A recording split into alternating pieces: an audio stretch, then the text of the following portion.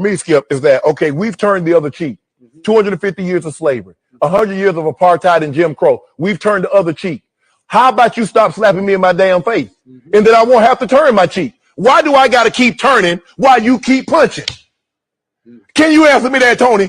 Both your cheeks are... Yeah, I'm tired. I mean, my cheeks are bloody. My head's spinning from turning like I'm watching a tennis match. Yep. But we got to keep turning the other cheek. Turn the other cheek. That's the problem. We turn it. It's going to be okay. That, he forgive him. You heard what he said. He said he was sorry. And that's us. Black people, Skip, by nature, we're very forgiving. Because we've allowed this to go on for so long. We've very, very forgiving. And I think that's Tony's innate in and of himself is like forgiveness.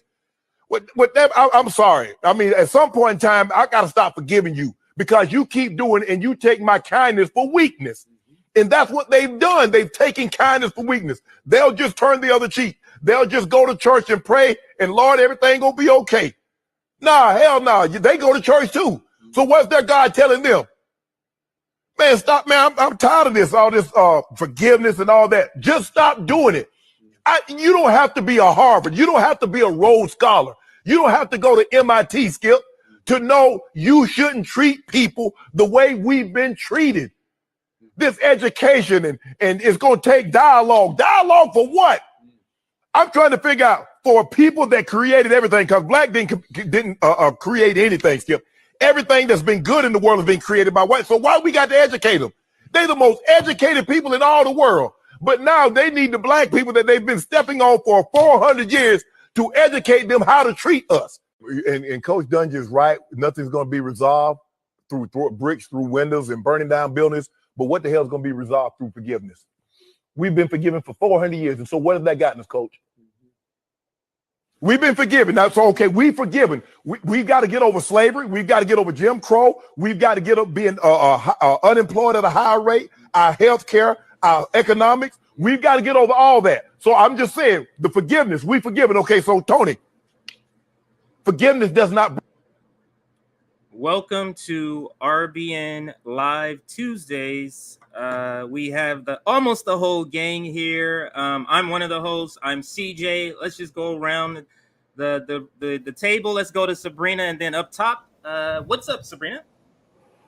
Hey guys, welcome. Happy to be here. And JB.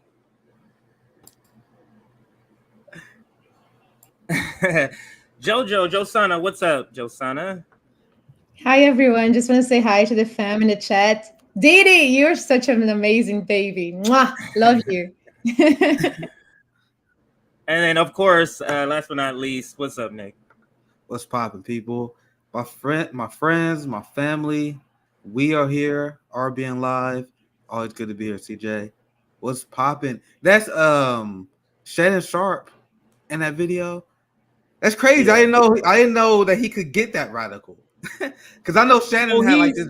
He had this like moment where he had like extreme Trump derangement syndrome. So he sent like a cringe tweet this one time where he was like, "I'm willing to pay more in gas if it means we can keep Donald Trump out of office." I was like, "Oh Jesus, dude." But other than that part, that was pretty based. Yeah. No, if you watch his podcast, so of course I don't know that much about him. I mean, a lot of black people do this. When you're in front of white folks, you act a certain way, and that's pretty much what he does. He in front of white folks, he makes sure to do all that. But if you watch his podcast, of the athletes, other than Justin Jackson, like he's probably one of the more radical. But I don't think he's like us. I'm just saying he's more radical than like a liberal, like, you know what I mean? Like he's more radical than that, but he's not like at all like a leftist or anything like that. But today is fundraising day, so we're gonna talk about all the fundraising that we need, and then we'll get into some topics. But first, let me show you the graphic just to give you the details for those that are may not have seen the graphic. Of course, this is the main graphic. We got several different fundraisers going on, or we're raising for several different needs. It's one fundraiser. That's a better way of saying it. So let's just go one by one. Here's JB. So we're raising money for JB, of course, Comrade JB, for housing.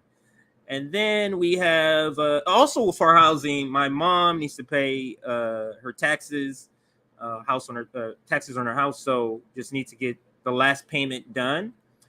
Then we have, of course, we want to support Camp Dada, and we'll explain that for those that might be saying, well, what's Camp Dada? Jojo or Josana is going to explain that in just a little bit. And then we have support the KC. If you didn't know what that acronym was for, it's Tour for the Poor barbecue. So when Rome is out in KC with Nick, we're hoping to raise money for that. Possibly even get me and some of the other members flown out there, because I said that might be a good idea for me to fly out there that weekend. And then so the total, let's get that out of the way. The total we're looking to raise is 10 grand. $10,000, and then these are the ways that you can support through these two apps. And then if you need like PayPal, I can also find the PayPal and get that up. But scrolling down at the bottom, you'll see these same cash apps that you can use. So when I take this down, and then this is just the breakdown of the money, just full disclosure. JB is the largest amount.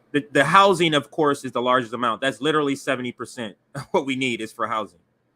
So absolutely. So that's the breakdown. We'll probably pop that up there one more time or a couple of times throughout, just to give a shout out to the amount, to make sure everybody are just joining. But we're at 115 people. Let's see if we can get to 100 likes. So please hit that like button. I'm getting all of the sort of the back end office things done first. So like the stream. Also, I think this was up already, but this is our, where's it at? This one. These are the items that you can send. Cash App is one. Venmo is the other for those that needs a little bigger font. So today's the RBN fundraiser, and I'm gonna go to JB first. So JB can talk about what's happening in his life. I know you talked about it already, JB, but just to give everybody sort of a brief refresher about the need that you're in. I think you got to unmute yourself, sir. So thank you very much. So this is kind of tough to talk about because I was doing okay up until this point, but my living situation, recently, like last year, of course, they always increase the rent, but this time we were told that they will be increasing the rent dramatically, about $350 to $400 more than what we're paying now. And the landlords basically said there was no negotiation. So either you're going to pay this new rent or we will not renew the lease with you. So with that being said, it wasn't told to us 6 months ago. Wasn't told to us 3 months ago. It wasn't told to us 2 months ago. It was told to us about 6 weeks before our lease is to be renewed. And to have been living someplace for 9 years, to have to pack everything up in 6 weeks and try to move and try to find a place to move. On top of it, my mother and I are both on fixed incomes. And, if anybody knows, looking for apartments is expensive because you have to pay for the application fees as well as, security deposits, things like that. Some want first and last month's rent. And so it's, just way too much. And so we thought that, we have to find a new place to live because we just can't afford it. $350 dollars more is asinine. Like, we just can't come up with that. So we were looking, and the cheapest place we can find is still more expensive than what we're presently paying, but it's not as expensive. But I just got rejected. We just got rejected because of credit, which is wild. And every place else within the area is still significantly more than what we're paying. So unfortunately, it's like, so what do? I could do one of two things. I could either fundraise, which is actually what I didn't really want to do too much because I didn't want, people already helped me out mutual aid already. So I didn't want to feel like I was pushing more for that. But I still get to do my channel and RBN, or I quit RBN and I quit my channel and I have to, basically work at another place, which that in itself is difficult because I have dialysis 3 days a week. And then, I wouldn't be able to do this and work. So it's like one of those two choices. And so I told my, family here at RBN, and they were like, no, you're not going anywhere. We're doing a fundraiser, which I am deeply grateful and I am deeply humbled and grateful for. Because they don't want to see me go without. And I told my mom about this too, and she's deeply like just grateful about it. And so I, after everything, it's literally like a little more than 2 weeks away from July. And we came to the conclusion today that there's no way we can pack up everything and just be out in 2-3 weeks. There's absolutely no way. And so we saw the proposal and they backed off a little bit on the proposal. So instead of it going up $350, they went up $250, which is still too much. And so it was, the crazy part is that it's still going to be cheaper than every other place in the area. So we're going to have to stay here, which I didn't want to do. And I wanted to go someplace cheaper, but there really is no other places cheaper. And we would literally have to start looking for, low income housing, which takes a lot of time. So we're literally starting that right now to look for throughout the rest of the year. Can I I'm sorry, go ahead. Yeah. Because I feel like it must be said, we must decolonize our mind here. Like, there's nothing wrong with bailing each other out. The rich bail each other out all the time. Look at Hunter Biden when he went through his drug problem, which I have no problem with. He was bailed out by his rich friends. Whenever the rich go through hard times, they bail each other out privately and they do it publicly with corporate bailouts. So if you're a member of this working class who has been beaten down by this class war, we need to come together and help each other out. And I dig this up real quick because I've just been hearing about this. I'm sorry, because I'm like just hearing JB's story. I've been friends with him for a few years now. It really upset me, right? So, Florida cities top list of largest U.S. rent increases. Guys, we live in a shithole country where the rich has been waging an unapologetic class war on our comrades like JB. So, if you have it, this is what we're talking about. We're talking about building community, building mutual aid. We need to find a way to survive the onslaught of the capitalists before we can get fighting. And now look at this one. And not even just Florida. Oh, wait, sorry. Add. Fuck.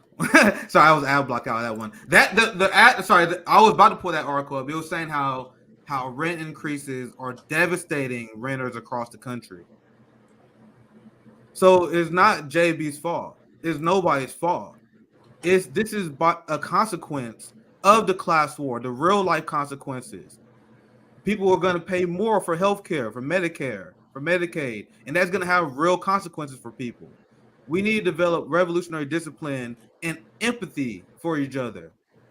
The rich unapologetically have each other's back. We need to start having the same mindset for our brothers and sisters. So I think this is something that has to be done.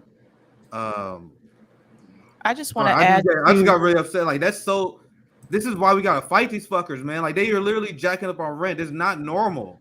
They are trying to kill us. Sorry, Savvy. Go ahead.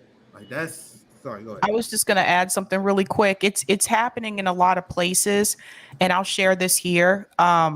Even though some cities said that they wouldn't increase rent because of the pandemic, basically, landlords are still finding ways around that. And I'll give you an example here locally, even in Somerville, Massachusetts, which is right outside of Boston.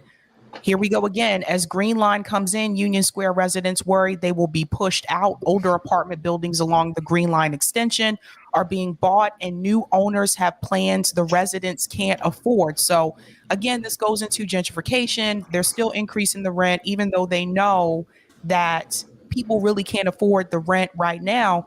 So it says here, this is Candace. Candace Cole sits on the front step of her building in Somerville, which was recently sold. She and her roommates are moving out after their landlord raised the rent from $2,765, which, by the way, it shouldn't even be that much. I lived in Somerville, to $4,000 a month. These are working class people. A lot of them grew up in Somerville. They're from there, and they are being replaced by professionals coming into those communities because the landlords are selling those buildings to investors. It's been an ongoing problem, and now you see Florida's having this issue as well, which is interesting considering Ron DeSantis was telling so many people, come move to Florida during the pandemic where we don't have those rules and regulations, and now they're increasing the rent. So it's a problem across the board, and we need to do something about that. Just to give you guys a little bit of facts about Florida, rent control is illegal in Florida. So because of that, that's a class war legislation. Well, go ahead, JB. Yeah, it's illegal here. So as far as making the rent higher, unfortunately, to renew a lease, if they want to increase the rent and make it higher, then they can just say, well, you need to vacate the premises. It's legal. How and that's the part that sucks. I'm asking. Let's get Jill Senna, and she's really has something on her heart to say. Let's get Jill Senna. Well, I just I'm always with the outsider point of view. I always feel to the point that Nick made before about there's nothing wrong as us bailing each other out. I want to talk to that point first. I think one thing in America that it's part of the propaganda system is the fact that we are not in community with each other, right? When one of us is going through problems, is going through dark times, and we ask for help, people will be looking sideways and they think we are grifting, or we are the person that's asking for doesn't want to work, or we have tons of judgment. And I'm going to explain why that's the first thing that comes to your head. Is because the biggest propaganda in the US is if you work yourself to death, then you're going to be receiving a prize, then you're going to be awarded. And that's not the reality. That's not the reality. Today, there was news in Brazil that this man he made an agreement to work. And when he got there, he realized he was into slave work, right? He was enslaved. So what did he do? There were other workers there. He ran away. He ran. And he got to the town. He was in a farm. And he asked for 20 reais, which is $2. I don't know. Yeah, probably $10 the most. And he got that money. And he went straight to the labor department in Brazil, in that town. And he spoke up he helped everybody that was in the farm, and they all get a 10,000 reais cut because they were enslaved. So this man is helping his community to feel better. And his answer was like, well, it didn't feel right to be working in extremely harsh conditions, more than 40 hours per week, not even having a place to sleep or a warm shower. And then when I read that, I was like, but damn, this is America. In America, we work in extremely harsh conditions. We sometimes don't even have a roof over our heads to come back to. Because if you go to talk to the houseless population in the streets, they are working. There are many people that live in the streets that are working, and they don't even have a roof over their heads. And they should believe that working like that will make them better human beings. So this relation to like, you are working hard, therefore you're a great human being, is just to serve the oligarchs. Because the more we work, the more we finish ourselves working, the richer they get. So yes, let's bail out each other. Let's start with sorry, I pointed right wrong. Let's start with JB. I want to say, I see Absolutely. people asking like where they can donate. It's at the, just letting people know, it's at the bottom of the screen. It's also scrolling across the bottom of the screen too for Cash App and Venmo. Yeah, and just so everybody know, RBN hopefully will get some sort of avenue or path to, you know, our own Cash App with a RBN name or something like that. But that requires a meeting and us talking coming to mind. So we didn't want to kind of just put something together without like meeting together. So we're just using this for now until we get that. But that is something just to kind of delve into that.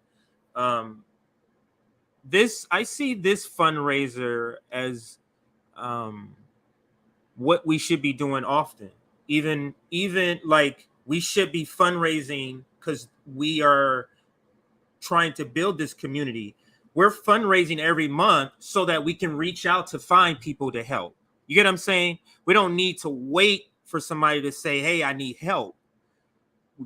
I wanted us to be always continuously like raising money so that we can be like people can come to us and say, hey, I know RBN, I'm in community with them, I need my light bill paid, it's $40. That's somebody that can reach out to us and help. I kind of want us to can I chime in with an have that analogy? too. Like when it Go comes ahead. to health, they say it's better to catch an illness early, to do preventative care before the cancer or the sickness get worse. So in a way, we can do preventative community building. So before things get really worse for the community, we get there first doing preventative care, using like a healthcare analogy. So I actually like that idea as well. Yeah. I even talked about the idea that a case study QB had, like in terms of having like giant community mutual aid networks. And then you even have people that just so happen to be on the ballot. That's his mutual aid idea, when you constantly helping the community. And then when people are like you don't even have to run the campaign ads. You don't have to play their game. Because people are like, yeah, that's Nick. He was in the community. He was helping us out. That's Savvy Sal. She in Boston. She helping people out. Josana in New York helping people out. Like the community will just know you. So it don't even matter if you win, right? Like people just know you because we just constantly part of the community doing preventative work, right? Before shit gets really bad.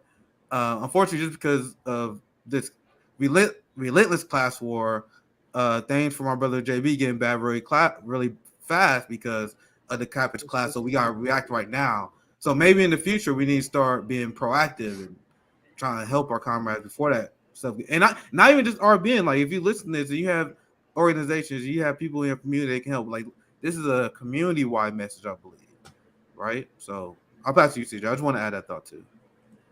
Absolutely. Somebody wants to read that, and then Josana sent the link to an article real quick, so we can I can see it. Sorry. Debt. You want to put that back up there so I can read that super chat? All right. Debt for climate. Turn global north climate debt into climate action by canceling global south debt to keep fossil fuels in the ground and fund a just transition.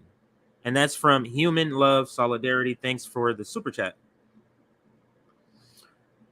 Oh, okay. So I have it up for you, Josena. I think this is what you wanted, So right? this is from a month ago. There was a protest a month ago that about the living conditions in New York.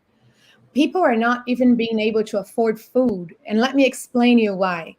We get into gentrification, like Sebi said, right? Like they come to our neighborhoods and they push us out with the increase of the rent. And then you go around in the little deli or in the market that you used to go, and things are extremely expensive. And then you ask the owner, like, why is this happening? And they would tell you, as your rent was increased, mine was too. So they small businesses, the rents, like they small, I'm not talking about corporations, I'm talking like small business that was in the neighborhood since, I don't know, 1999. Mm-hmm. They are having to close. There's the two sisters I used to love. They had a place called Pilos. They made the best waffle ever. They lost their business because and they were here for more than 20 years because they couldn't afford. And the other business that are trying to resist, they are increasing their prices and losing clientele. So on that cycle, the rent increases, the food will increase too, not only because of the shortage, but because the business have to pay the rent. Look at this. Look at this comment here. Pay my rent. Now I have a place to starve. That's the reality that a lot of people are living through right now. Where they That's like capitalism. I got enough to pay my rent, but fuck. I mean, 1 meal a day. I literally know people like this. Literally know people Yeah, like I was going to add in reference to like what Josana was just saying about gentrification. Terrence brought up a good point. So Terrence was here on the third party summit. And by the way, to Sabby's point, after moving out of Somerville due to high rent over 3 years ago, now I'm worried about whether I'll be priced out of the North Shore, Gloucester as well. And that's what happens with gentrification. Like people are priced out, so they move further out. Now you get an influx of people moving to another area. So then the businesses and the landlords, they're like, well, we need to jack up the price of the rent because there's all these people coming in, and it just spreads and it spreads. And so the people that are going to suffer the most are people who are working class and some people who are middle class and people who are poor, because now those people, for a lot of people who do commute into the city for work, now you have a longer commute. So you have to spend more money on gas. It's a domino effect. It's really bad. And like nobody has gotten a handle on this issue. The fact that like Florida at one point, I remember, used to be one of the cheaper places to move to. And now Florida is getting expensive as well. This is just a headline. We're all afraid. Massive rent increases hit mobile homes. Like I'm literally just looking at all these recent rent and homeless stories. It's like every place on this country there's a story like rent increases in Florida. There's another rent increases in Seattle. Rent increases in New York. People can't food there. Rent increases in California. Like, bro, at what point do we just write a story where we say this shit is unlivable? Like, Right. it's not a civilized society, and that's the message I'm trying to get. This is unsustainable. No, I was just gonna say capitalism is unsustainable for all of the reasons that we're saying it. But believe this or not, everybody, this video's been demonetized. How is that when we haven't done anything on here? There's nothing wrong with the title. There's nothing wrong in the thumbnail. We're not, talking about Joe Biden, COVID, but somehow this video has been demonetized already. Like I was gonna say this 20 minutes ago. Within the first 10 minutes, they demonetized the video. You were gonna say something, Josana? It looked like you were gonna mention something. No, I'm pissed the fuck off. Sorry. Now I'm gonna curse because we're already demonetized. Right. Like what is the problem? Like we are clearly a threat. And I want to say that. Look at us being the threat. 5 Black people sitting here discussing problems in the community, like every normal person is doing, right? But the problem is when we start dismantling the propaganda, and that's what YouTube is about. Like Nick's stream was pulled out. Yeah, and to be quite honest, I'm talking about. I'll let you go. I'm just gonna finish. Go ahead. I'm talking about that with the people that I know that I organize with from Brazil, and they said it's definitely because you were talking about Lula. Yeah. So it is. And it's like and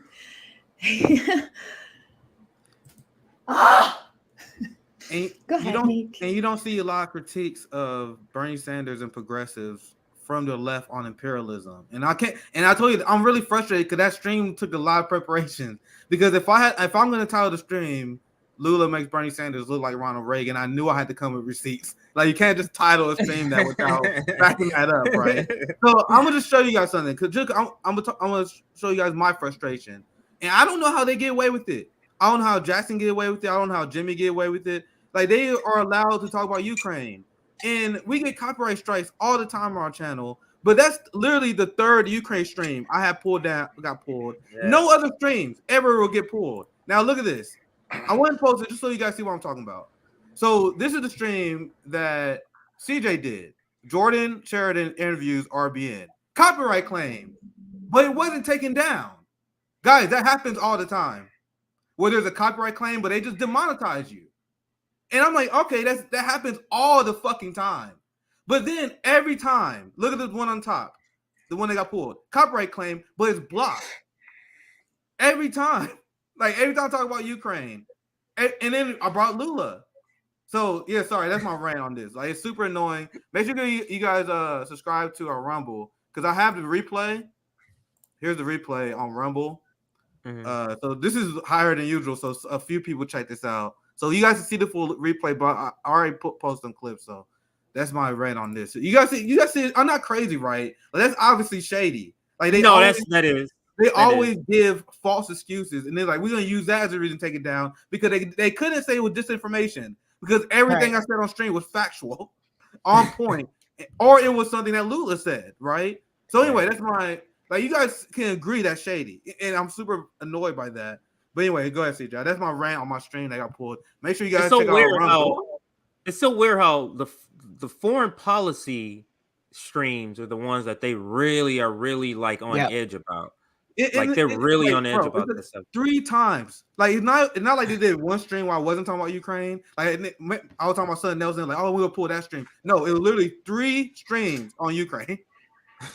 That's it. They pulled 3 of Jackson Hinkle's streams on Ukraine in one day. Wow. See? He was suspended. He couldn't stream for a couple of days. And he fought it. He fought back against it, but still, like, the larger channels, they have more leeway. Like, people who have like hundreds and thousands of subs, like Jimmy Dore has someone at YouTube that he can actually talk to. The smaller channels, we don't have that. And they are also white. I have to read that comment that Didi made out loud. Like, people, let's just call a dog here. Yeah. That's it too. That happens too, right? Yeah, I mean, I think that was one of the first things that came to my mind when you brought that up. But let me just pause here to make sure everybody's liking the stream. The last time I checked, we were at 168. Can we push that to 200? That'll get more people in the chat, because we will be talking about some topics after we get through this fundraiser item. The next item, so that's JB, right? And check out JB's kid pictures. I think you said you were 4 in there, JB. So check those out on his Twitter page. You can get a close-up of those. And then let's move to my mom. It'll be a lot shorter because she's not here to tell the story. My mom is a very, very private sort of person. So I'm the youngest of brothers. So you have to understand, I have an older mom because I'm the youngest of brothers, not the oldest in my family. Like, me and then my sister's younger than me. So we're the 2 youngest. So, she has all of the ailments that a lot of Black elders have, from working all their lives, not really making a lot of money, but understanding that, hey, that not making a lot of money doesn't change the fact that I got kids, I have this, and the story I always tell about my mom is actually a trained nurse. And, growing up in Compton in LA, she saw the violence that was happening. She literally quit her job and went on public assistance so that she can make sure that we would survive. So that's the sort of choices that indigenous, brown people, black people have to make in order to keep their kids safe. Do you think there's I would say there's rich white kids or parents that have to make choices like that in order to keep their sons safe? My mom is the type of mom will show up at my school like with her shoes in her hands, ready to say, "What did you do?" Like if the teacher said, "I'm doing something," she on the teacher's side. She's like, "What did he do?" Like that type. She wasn't the type like to try to coddle you. So that's the kind of upbringing I had. I always say my mom is made to raise boys. That's just how she is. She's not that emotional. She keeps things inside. But this I found out that, she has these payments. So she has like $6,000. This is ridiculous. That she pays in taxes every year, or this year, I guess. And she's able to break it up in payments. And so she's made several payments already. But I know she's still working on some other payments. And then I call her today just to get her an update, like, hey, I wanted to I didn't get a chance to say this because something happened at her house today. Something with the septic tank where she can't use any of the water systems in there, from the sink to the toilet to the washing machine. So she has somebody out there, and she's like, yeah, I don't really know how this is going to be paid, but the guy is here working on shit. So you get what I'm saying? Like when you're living check to check, when you're living on the edge of life, you can't really afford shit to go wrong, because shit going wrong means that's almost like a permanent wrong. Like if she was able to use the restroom and maybe wash, she wouldn't even call the guy. She would just live with that shit being clogged. Like it's happened before where it's clogged, where the sink was clogged for a long time. And then me and my older brother, the one that's right above me, come in there. We're like, why are we smelling this? What is this smell? I have a very sensitive nose. Like, what is this smell, Mom? And this, come to find out the sink hasn't been working in a while. And although she's cleaning it out, like nothing is gonna fix that better than washing this shit down. So anyway, I didn't get the updated number, or if there's an updated number, that's old. When she told me that story, I just I didn't want to, I want to be able to come to her with good news of being able to supply some money to her in this situation. But it speaks to JB's situation, my mom's situation. It speaks to the conditions of capitalism. People analyze history. When we just think about this, when we're in school, we look at history and we go, look at the system. The economic system was this, the war. We're studying life in many different areas, and you're able to put the puzzle together. But when you're living it, you don't do that. So you're not looking at it as my situation is part of a bigger issue that's happening. That doesn't happen when you're living it. And people need to do that. Black people don't do this mainly. I don't think black people need to do this. Why black people did this more often, you would put together why this shit is the same. It's just disguise. But this is a question I'm going to pass it back to.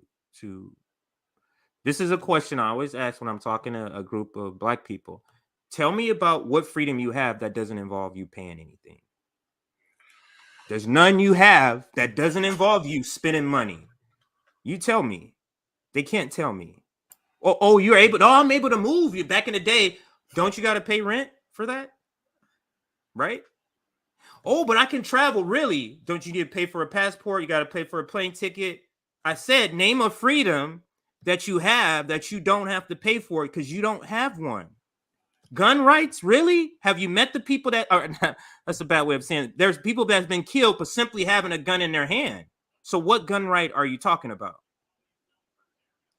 Again, it was private. Right. Name health. I'm able to get good health. Really? By paying overpriced premiums and having deductibles? Again, name a freedom you have that you don't pay for. That's capitalism. Go ahead. Go ahead. I mean, if you're gonna say love and stuff like that, Josana. Yeah, it's gonna be. I'm gonna come with that sauce. That sauce. Yes. I have the freedom of being a nigga from South America, which is way different from being a nigga in North America. The freedom of being a nigga in South America, it tells me that my ancestors paved the way. They shed blood and tears and sweat so I could be free. And being free means being anti-capitalist. Because capitalism tells you niggas from the North that you have to work, make money in order to be free. They telling you the lies that they told the African people that they enslaved here in the US. If you work hard enough, at some point you're gonna buy your freedom back. So I am not in that system. So I consider myself a freer nigga, but I am here in the US. And I end up because I simply love what you're doing for your mom, because I am the one that I send money to my family, like I support you, and I know that we have to do that for ourselves. But I see how we have to be swollen by the system to be able to do these things for those we love. Right. I feel like this is what we should really be donating our money to, not to politicians, not to campaigns. Bernie Sanders, over $100 million donated to him. I see, like, if I look on Open Secrets, well, kind of every now and then, actually, I look on Open Secrets and I see all the money coming in to these politicians, both progressive and corporate Democrats, by the way. And I just think about how that money could be used to actually help people immediately in this country. And that's a big part of the problem. It's like, why are we donating all this money? I keep seeing all these streams. Donate, support this candidate, support this politician. And I'm like, no, stop giving your $5 and $10 to these politicians that may not even win. May not even win, let alone do something for you if they do win once they get there. Why not donate your money to the people who actually need it right now? Y'all donate money to pay the salary, the six-figure salary of some consultant. Like, imagine $100 million to the proletariat instead it's wasted on the Bernie campaign. But CJ, go ahead. No, I was just gonna say to Sabrina's point. Just think about, I think that article. I think it was 270 million spent on progressives. Imagine if that was put to use in the working class. Doesn't that show that proletariat power is here? We just use it in different ways. Isn't that what that shows? And absolutely. I was discussing it with people on Twitter. I have a viral tweet where I brought up the amount of money that is wasted, because when people talk about electoral politics and they try to talk about RBN's criticism, like they're like, well, what is their plan? I'm like, you guys don't even understand our criticism. The criticism is the U.S. left is pathetically weak with with resource management. Like, you got countries that are way poorer than us that are able to have strike funds, that are able to maintain general strikes. Meanwhile, we're bumbling around in the United States wasting $200 million on politicians who don't even show up in the streets with us in marches. So that's why RBN, we had to drop this bomb that a lot of people having a very hard time stomaching, but it has to be said. Because look at the position the left is in because of this undiscipline. The working class has been destroyed because of this. Yeah, people can't afford gas to get to work right now. Like, people need a raise just to pay for gas to get to work. What is it over there in Boston? Because what's the cost, like the average? What's the highest you've seen over there? Depends on where you are. Some places $4.50, some places over $5. I know it's more in California. Oh yeah, it's double that. It's double that. Yeah, it's like at $4. Like, I would drive there to fill my tank up. It's double that. Like, my wife, I think she said the highest she saw was $9 somewhere. I think over by Magic Mountain. She's a property manager, property over there. So yeah, she said it was like $9. That's just ridiculous. Like, the silliness that they're trying to make us believe that it has to be that amount. I like nothing in, like, you know how much money they can absorb the cost of all gas being paid for several years and still be rich. Like, so, like, it's like, stop it to me. But I just want to sum up for as far as the story for my mom. That is it. So let's move to the next item. And I'll let you talk about it a little bit. Your mom is beautiful, CJ. Tell her I said that. Tell her what? Please. Your mom is so beautiful. The picture of her with the hat and it's so cute. Show her. Absolutely. Thank you. And this one here is next, and that is Nick in Rome will touch down in KC with Nick. And what is the barbecue idea? Let me take this graphic off just for those that may not know. How did that come about, or what is the idea of having a barbecue? Oh, if you guys know, Rome is an amazing community organizer. He does tour for the poor, and he travels. He feed community, he build community, he teaches and lectures about communism and anti-capitalist ideology while feeding people, because that's how mutual aid is done. Mutual aid without education is just charity. And that's why I like what Rome does, because Rome, he not only have these events, but you see on these videos, he had a communist flag in the background and these events. Like he not hiding his agenda. His agenda is of the working class. So it's important to have education as part of these events too. And that's what we plan on doing here in the barbecue, because he's gonna wrap up his latest tour for the poor season with us in Kansas City. I know he was with you, Savvy. Earlier, he was JB. Before that, he was CJ, and now we about to do the finale here in Kansas City. And me. So, yeah, he was Josana as well in New York. Like he's everywhere, guys. Like Rome is a true leader of this movement. So we're gonna do it down in Kansas City. I don't want to stay too long on this because we still got like another month because it's scheduled for July 10th. I'm gonna keep my eye on the weather though, because we gotta because it's an outside barbecue. I think we're gonna do it in the park here. It's also gonna be a diaper giveaway. We just try to give away as much resources as we can to the proletariat. So that's all I really want to add to my part, because I definitely think it's important to look at JB's situation, the CJ mom situation. Like this is still something that we can continue to grow as they get closer. So make sure I definitely want to make sure we give JB and CJ mom some support, because we always got mutual aid events like these going on. So anyway, that's all we have for now.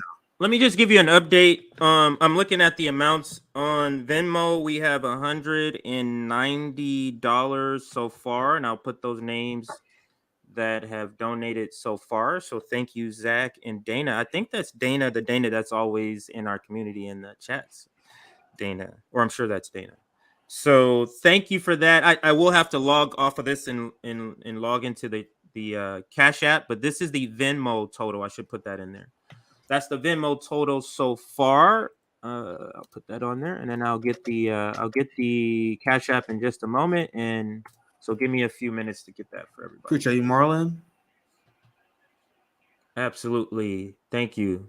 Go ahead. Oh, I thought somebody was. So I always tell you guys donate tour for the poor, because Rome always doing great stuff, and we're gonna have more information coming up very soon. I think we got location.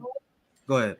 I had a great experience when he came here, not only for meeting him, not so great because I smoked his weed and I was like, and he was like, let's take pictures.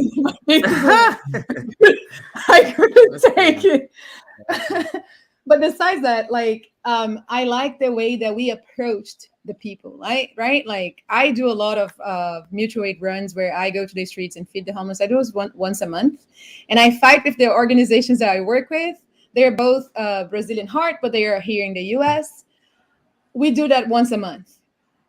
And I fight with the people because, like, you're not approaching a baby, so don't patronize people just because they live in the streets. They are people too. Sometimes you don't have money to give to them. Look them in the eyes and say, oh, I'm so sorry, I don't have it. Even if they seem deranged, because they are people. So the approach is always like that. It's like his friends are coming for the barbecue. It's like, you know, like, so it's really nice to, like, and you get to learn people's stories, why they are there, because it could be any of us.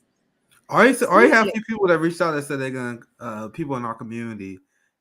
Even there's some guy say 3 hours away. So he said he's gonna drive down, and I'm looking forward to it because I love meeting members of my community, and it's been a while. And I'm looking forward to this event because if you guys don't know, I'm still salty because I'm the only member of RBN who haven't met another member of RBN because I live in the middle of fucking nowhere. Yeah. So I'm the only one. So that's why I'm excited about this one. And you guys don't know, we can get some extra fun. Hopefully I can get CJ Josana down here, and we see what we do. But anyway, it's gonna be fun. That's all I gotta do. That's all I gotta plug on that. Yeah, I have I'll give the update of Cash App. I finally got the login, but I need some time to put it all together. So we can move to the next item, and that's Josana. So what is Camp Dada? And can you talk or give us more details about that? Yes. So first of all, the name Dada, it started because we were having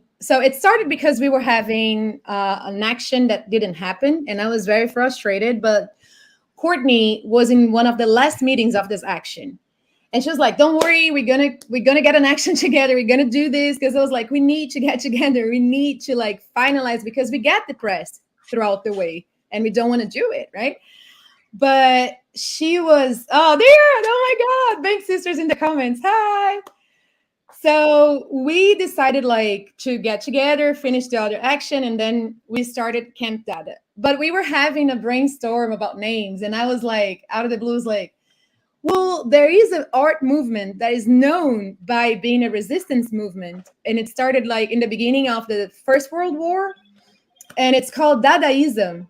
Because the artists were, with the growth of fascism, they were feeling like they couldn't create nothing. They were feeling like nothing. So, and they wanted to express that nothingness inside of them. So they created a word that could be said in any language.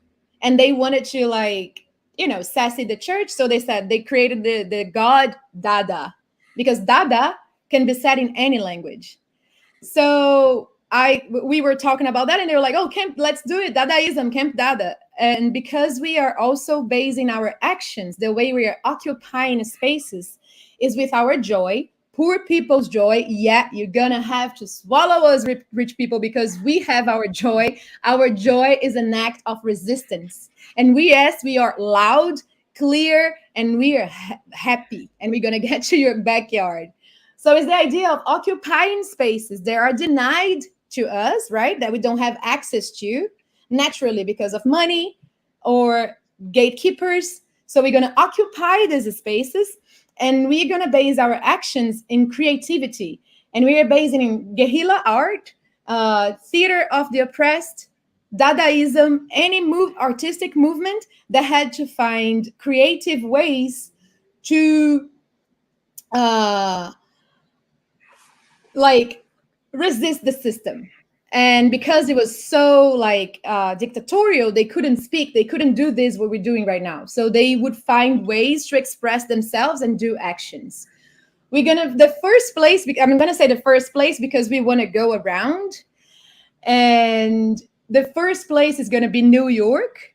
So we are occupying, we are camping in indigenous land. The camp belongs to them. So the money that we're paying for the campsites is going to be going to them. And we are going to talk about universal health care.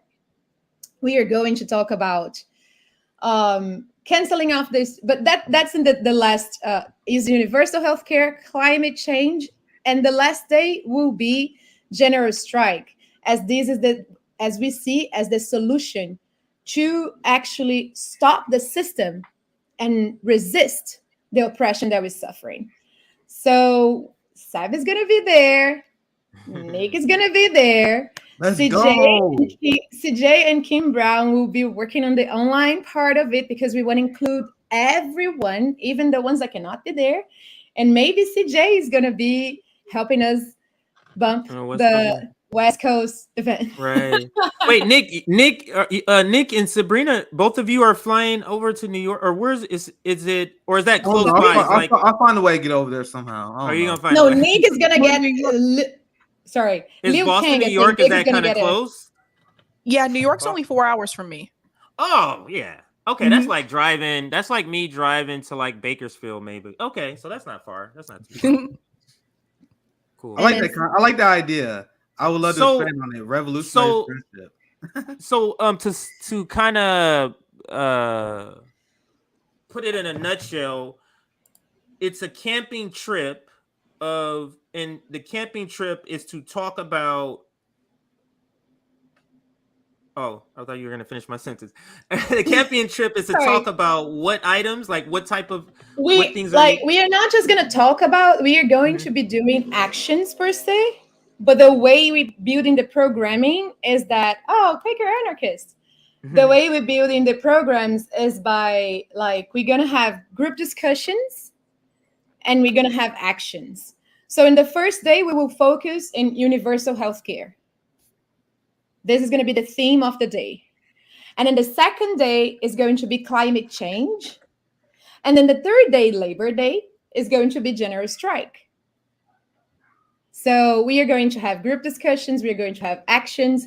Our presence everywhere. If you're not in an action and if you're not having a group discussion right now, go to the beach, be as loud and happy and, as you can. Make sure people notice your presence. But we will, what we're building is by building community and education. And you have a location already set? Can you divulge that yet? Or is it kind of like you're waiting to have it secretly announced? I think we've done already, right, sisters? Like, I think we've said that in Sabi's panel, right, Sabi? We talked about location. So I don't think I'm like, we are doing it in the Hamptons. Yeah. That's rich. Yeah. That screams rich peoples. We're gonna annoy the rich people. So are they able to hear you from the campsite, or are they at the campsite? Is this like a campsite that rich people go to, or is that how it? No, they live like this idea came up in a stream that we had with there was Misty, Lucy, Bank Sisters and Kim Brown. And then Lucy was like, why are we going to Washington to protest? We should go to the Hamptons because they stay there. They don't want to be in Washington hearing people screaming. And we were like, yes, great idea. Let's do this. So they live there, right? And there is a beach that is like, they have their backyards to the beach or the front yards, but the beach is public. So that's pretty much what this is like protesting at homes, but not really at homes. But they can hear you and they can see you. I told you, we endorse the idea of protest at their homes. This is clever. They can bitch about all they want. They can bitch about all they want, but that's fair. We are going to the beach, FBI. Just to the beach.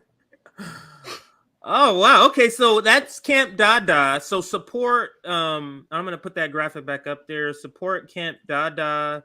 And now this is ongoing support. Yes, we're asking for 10 grand is the total, but 1,000 of that is for this time. But it's just ongoing support for this action. And can people get involved? How do people if they want to, people that are in New York, can they participate, or how do they do that? Of course, we need them to participate. We have a Twitter account at InfoChangeCamp. You can follow us there. We're going to follow you back. And you can DM us and say that you are interested. We also on Instagram. And you can say that, I'm interested in participating. I'm interested. And we're going to have a Zoom meeting. Our meetings for, I don't say that word properly, veto reasons for vetting the people. Our meetings are camera on because we need to see you. We need to talk to you, right? For obvious reasons. And yes. Is this the right name? Is that Info Change Camp? Yeah. And this is the Twitter account. This is the Twitter account.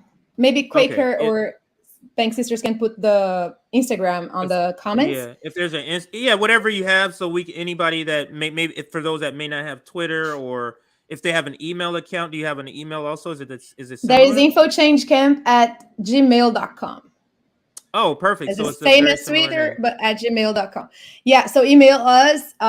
We have a Give Butter link going, and we've been receiving donations. And yes, we are getting together to come to real life together and build community, because based on that fact that we started with, there is this no community kind of situation, especially in the left in the US. We need to break that tie, get together and say maybe I don't even really like you that much personally, but we're fighting for the same goal, right? I can look, I don't know. I can look at somebody's face and be like, I don't want to be friends with you, but we are in community because we are fighting for the same goal. And the goal is to fight capitalism, imperialism, white supremacy. So why not? Just something that I would like to do is like, unfortunately, especially if I still have this access in, I can't be outside like that, and I can't get it wet or anything like that. So unfortunately, being able to go to functions like that, I can't do.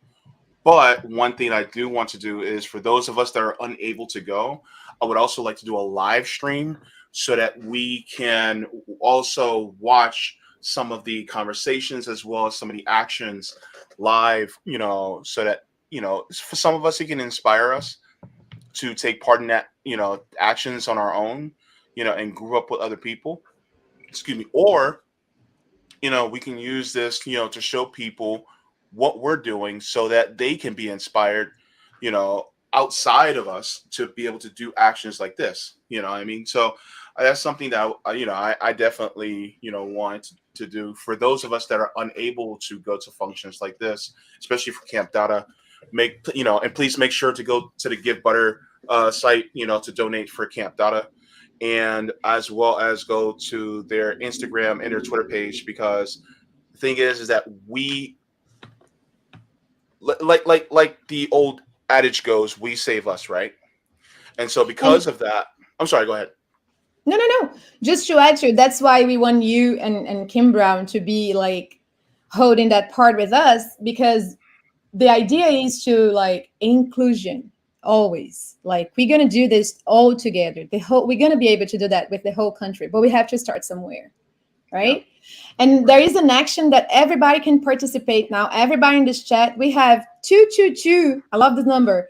People watching this right now. So flood at Info Change Camps DMs on Twitter or email or Instagram with a 1-minute video of how the climate change affects your life, how raising prices of rent affects your life, how student loan debt is affecting your personal life right now, how all like not having universal health care is affecting your life right now. We need voice recordings of like 2.5 minutes, the most. Correct me, Bank Sisters, if I'm wrong. We need these recordings because we're going to use it not only in actions in the camp, but also to like show people what's the camp about. And we're going to post them with a video of the camp, not your face. So don't worry, just voice recording in your voice app in your phone and send it to us throughout our DMs or email. Yeah. And also, please make sure to follow Camp Dada and retweet whatever they tweet out, and then spread that information out so that it gets more eyes on it. Because the thing is that visibility, we're throttled. Those of us who are on Twitter, we're throttled too. Whatever any of these actions. I mean, I have a few followers, but it doesn't get to all of them. Nick has a lot more followers than me, but even still, he's throttled. So we all have, that. So if you guys can do that, as well as share on your personal social media too. Let me just give a quick update. And it's still coming in. I can see some Venmo coming in. So this is not even updated in the last 30 seconds. I can see some coming in. So Zach, Dana, Nikki, Taylor, that's the total for Venmo right now. And for Cash App, there's just so many I couldn't put the last names. So I will say your last name, but on the screen will only show your first name. So we're at 218.81, and then so we have Eric Thomas, we have Dave Pechink, I think that's how you say it, Brian Murray, Alex Endicott, Jason Barnett, Susan Williamson, Vivian Dela Cruz, and Courtney Thomas. So thank you, all of those, and I'll give another update a little bit later. Awesome. So I think we've covered Camp Dada, we've covered JB, we've covered my mom, we've covered the barbecue. So now let's just open up the floor. The reason we had the RBN road trip We're not raising money for the road trip right now, but we wanted to come to the community while we're talking about fundraising to talk about sort of what are the possibilities for RBN if we're able to be funded. Like, so this is kind of like our audience being able to hear us talk about like some of the things we want to do if we're able to have the funding. So I'll go to Sabrina. I'll go to Sabrina first. The question is what are some of the things if we had the funding? Let's just say for whatever reason we had all the funding that we would need. Sabrina, what are some of the things that you would like for RBN to accomplish? I do need glasses. I do. I think it would be great if we could reach the college students. I think that's something that's doable. There's colleges in every state. We'd have to probably reach out to some of the left groups at the universities to get some type of speaking engagement with them. But I would really like to reach the younger people because those are the ones that I feel are going to be affected. Will be affected too, but I think they're going to be affected the most by like climate change and everything else that some of these politicians are putting into action. So I would really like to reach them.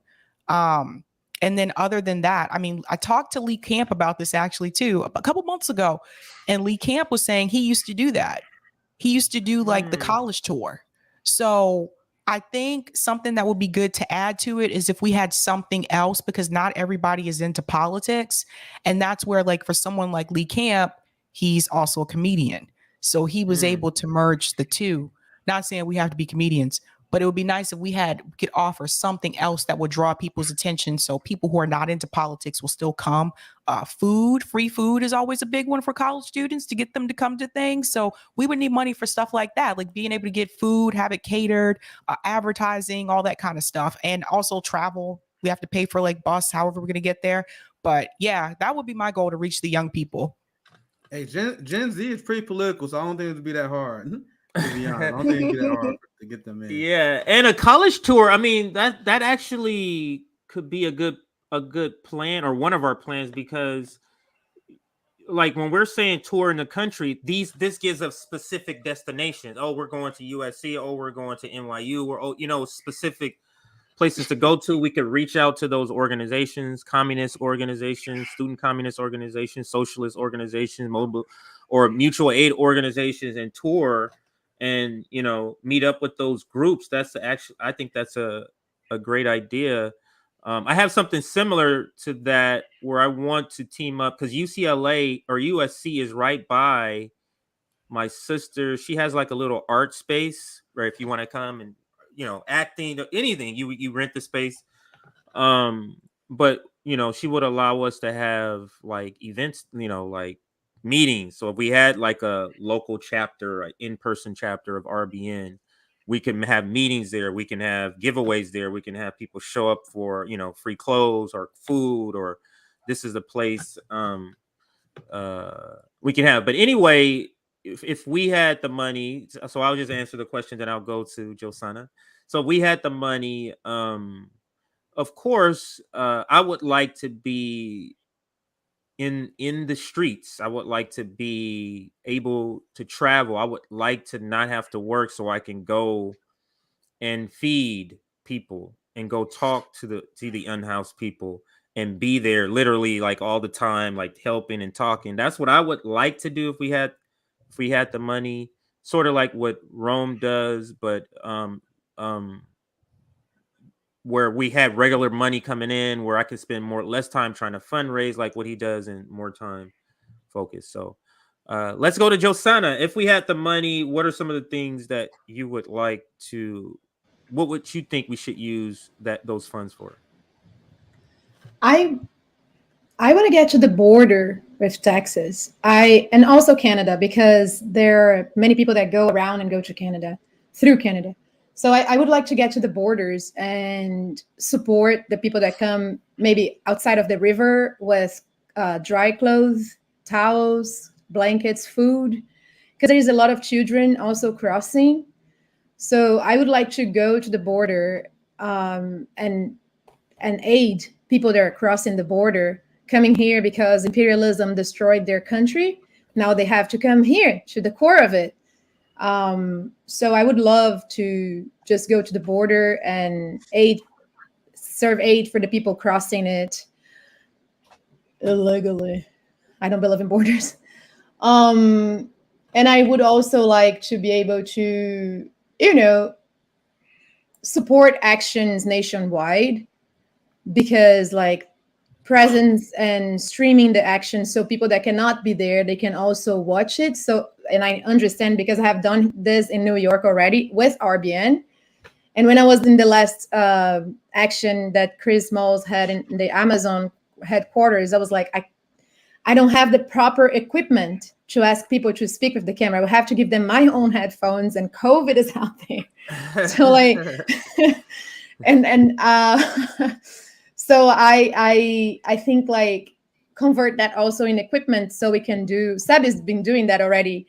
I've watched her in her channel too, like on the ground work as reporting things that are happening, and in a broader dream, maybe go to Brazil and cover the elections there, right? Because Wow, like it's happening and influence is here, so that would be amazing.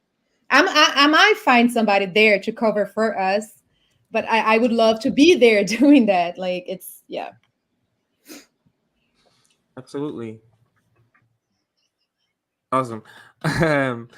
I think we were going to go to JB. So JB, if our community was able to support us where funds wasn't necessarily an issue, how would you like to use those funds? What would you like to do if we didn't have any limits like that? Okay. Before I do that, can I thank the people who sent me money on my PayPal? Absolutely. Yeah. So thank you to Marlon as well as Severi. Thank you so much for sending me money on PayPal as well. It's deeply appreciated. So that definitely helps. That will definitely go towards the whole rent situation. So I deeply appreciate it. Thank you so very much. As for one thing that I would like to see, if we have the money. Now, this is kind of a lofty goal, but hear me out. This has to do with housing, because that's something that I'm dealing with right now. But if we can help find, property lawyers that are good at, property as well as rentals, they can go to people who are facing evictions and help represent them in court so that they do not have to be kicked out of their home. Because a lot of times in these courts, in courts regarding tenants, evictions typically go through because the people don't have a lawyer. And so the landlord will have a lawyer, and then they'll be represented. And so the judge just gives the judgment to them. So because of that, they don't have anybody to speak for them, or they don't show up to court. And so something like that, as well as teaching, helping form more tenant unions, learning how to form a tenant union, and things like that in different areas.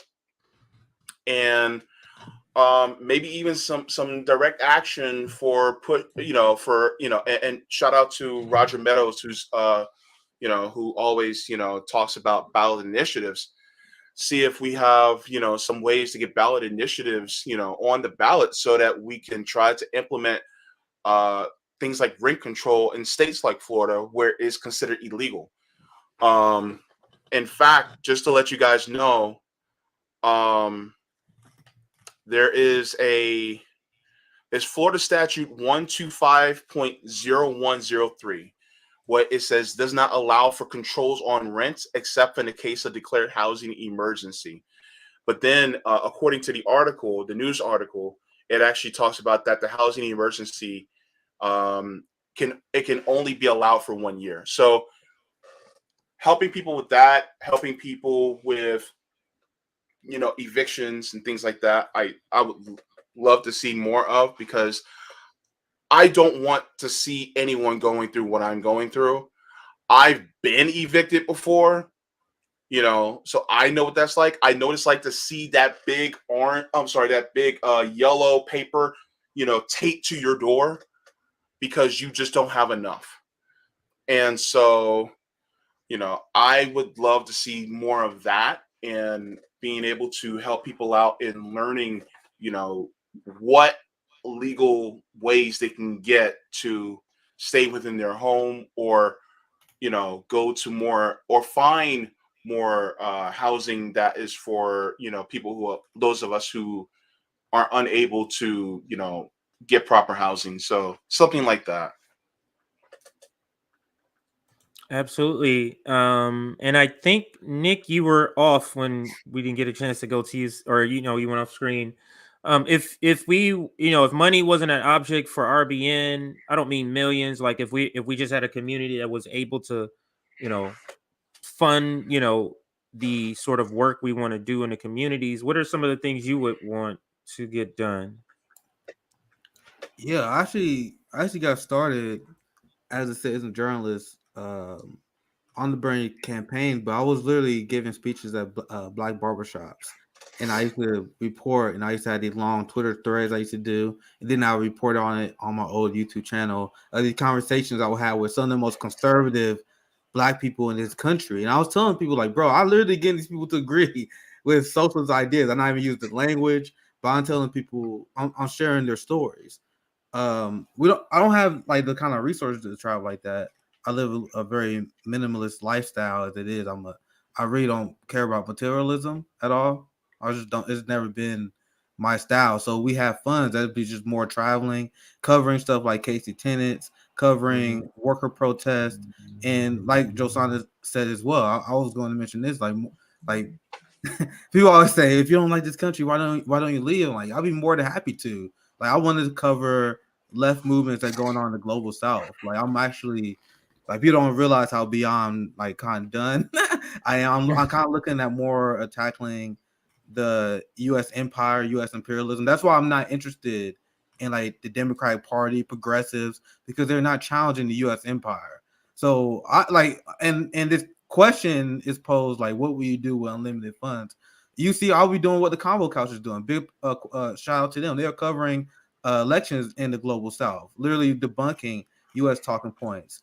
There are a lot of reporters and journalists I like Chris Hedges, because Chris Hedges was in a lot of the war-torn areas covering war, and that's something I can easily see myself doing because I'm not really attached to this Western society like that. But I do want to add this one caveat, because I don't believe in running away from the revolution. That's the only thing that kind of keeps me here. Like, if it wasn't for that, I would just like I'm just done with this country. I would leave. But the only reason I don't, because I got a lot of family, community, there are a lot of people I care about here. So there's a balancing act there. But my main priority is challenging the police state, U.S. imperialism, and I will cover, and I'll be able to travel and do stuff like that. As it is right now, only thing I can do, like, I covered KC tenants on the ground, and I try to cover on the ground protests here as they come, like the George Floyd protest. I was on the ground for that protest, covering that all the time during summer 2020. That's how I got started. So that's pretty much what I would do: on the ground citizen journalism, and promote actions, like not promoting campaigns, promoting mutual aid action, like showing up at indigenous protests who are fighting for like Line 3, fighting for getting corporate manufacturers off their lands. Like, there's so many things that are not covered by the people who have the resources, and there's so many things I'm like, I just don't get it. Like, there's so many things that the left media could be doing, but it's not sexy, right? It's not easy to do. So that's just with unlimited funds. So that's my answer. Absolutely. I think if you added all of our things together, I think that's a pretty good sort of strategy to help our community. You would be out there reporting on things. Josana be over in Brazil reporting on things. I'm Sabrina doing going. a I'm college. going. Sabrina doing a college tour, JB giving or hooking up legal assistance for renters, and then me and Rome, feeding the poor or helping. There he goes. This would be a great thing if we all were able to execute all of our ideas if we had the money. So I'll ask Rome, since you just got here. Rome, if you had the resources, I know you're doing Tour for the Poor, so don't answer it with Tour for the Poor. Like outside of Tour for the Poor, if RBN, if our community was able to support us financially, what type of work outside of like what you're already doing with Tour for the Poor would you want to do? Check your audio, Ron. First of all, everybody in RBN is getting relocated to the nearest place that we can all be together, because that's like what's going to keep. Yeah. We got to keep the clique strong, and we got to make sure the circle actually. We actually are drawing a circle here with our network and keeping a strong team together and whatnot. And it's best to stay in the same city, because a lot of people, it's a lot of monsters that don't like us, and they will come at us separately with money, with promises and all kind of things. And it's best to like go knock on Nick door, like, hold on, these niggas just offered me $1 million. What should I do? So I think that's one of my main that's one of my main things I'm focusing on is relocating RBN if we did have the money. Second of all, we're opening up clinics, of course. That's gonna be my main focus. Like I'm still focusing on opening up a clinic down in Massachusetts, in Boston, and a couple of tent clinics here.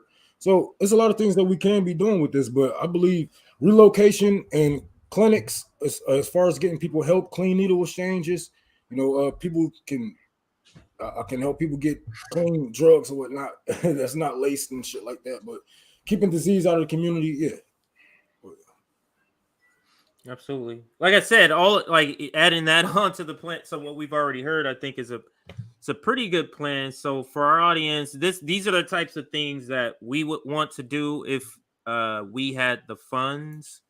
So that's to put that in play, it would be awesome if RBN was in a position to do that. And as always, the best way to support us, Nick, is always through Patreon. Sabi, I want to go ahead. Sabi, yeah, go ahead. Last thing you want to say before we send you off? Oh, she has to take off. I'm sorry. Yeah, sorry. I got the dinner thing. Really quick. This has been updated as of this morning, actually. I'm actually going to be working with Massachusetts Peace Action. They do a lot here on the ground for mutual aid and peace efforts as well. I also work with them for the Earth Day event. We are going to try to keep mutual aid going here in Massachusetts. So not just focusing on the Boston area, but throughout the state and getting over to Western Mass as well, because Springfield needs a lot of help. So we're planning that. So that's in the works. And the first action that we're going to try to do is to help people at Bromley Heath. For those who saw, they were the ones that we approached Mayor Michelle Wu, because she has basically given the okay to tear down that residence and the community center in their community as well, which was also founded by a Black Panther member. So it's a big deal. So that's the first action I would like to do, but I'm trying to get something done with them before the college students come back, because it gets crazy. But yeah, so that's news on that. So hopefully we'll be able to get something going soon. So just stay tuned for that, because I will be crowdfunding for that.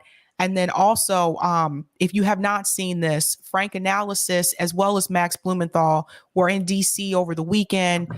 They were reporting on the Bilderberg 2022 event, which was a secret meeting with elites. And of course, Kirsten Sinema's crazy ass was there as well. So Franco's coming on tonight and he's going to talk about that. So I think it's important for people to know who all the people were that were at that event. See, that's the kind of stuff I would love to cover, CJ. Like, imagine we was there covering the Bilderberg. Like, that's the future. They've been established journalists for a while, especially Blumenthal, but that's definitely stuff I want to see myself do. But whatever you do, make sure you guys check that interview out. Do not put me out there, because we're gonna get arrested, man. We're gonna get arrested. But peace out, guys. All right, bye. I told y'all not to put me out. Yeah, no, but that's something I would want to do too, Nick. Like what Jordan Sheraton does, what Static Coup does, where his audience funds him going out being a reporter. I could do that. I would love to do that. I would love that's to how I cover got because started. I will That's cover a literally- bunch of shit that you would never ever hear on the news. You would never hear. For example, like what are we hearing? Remember the Brown kid? I'm gonna call him Brown because he's Mexican. Kid that was shot right after George Floyd was shot. It was a brown teenager that was shot. Like we haven't heard anything. That would be something I will be covering.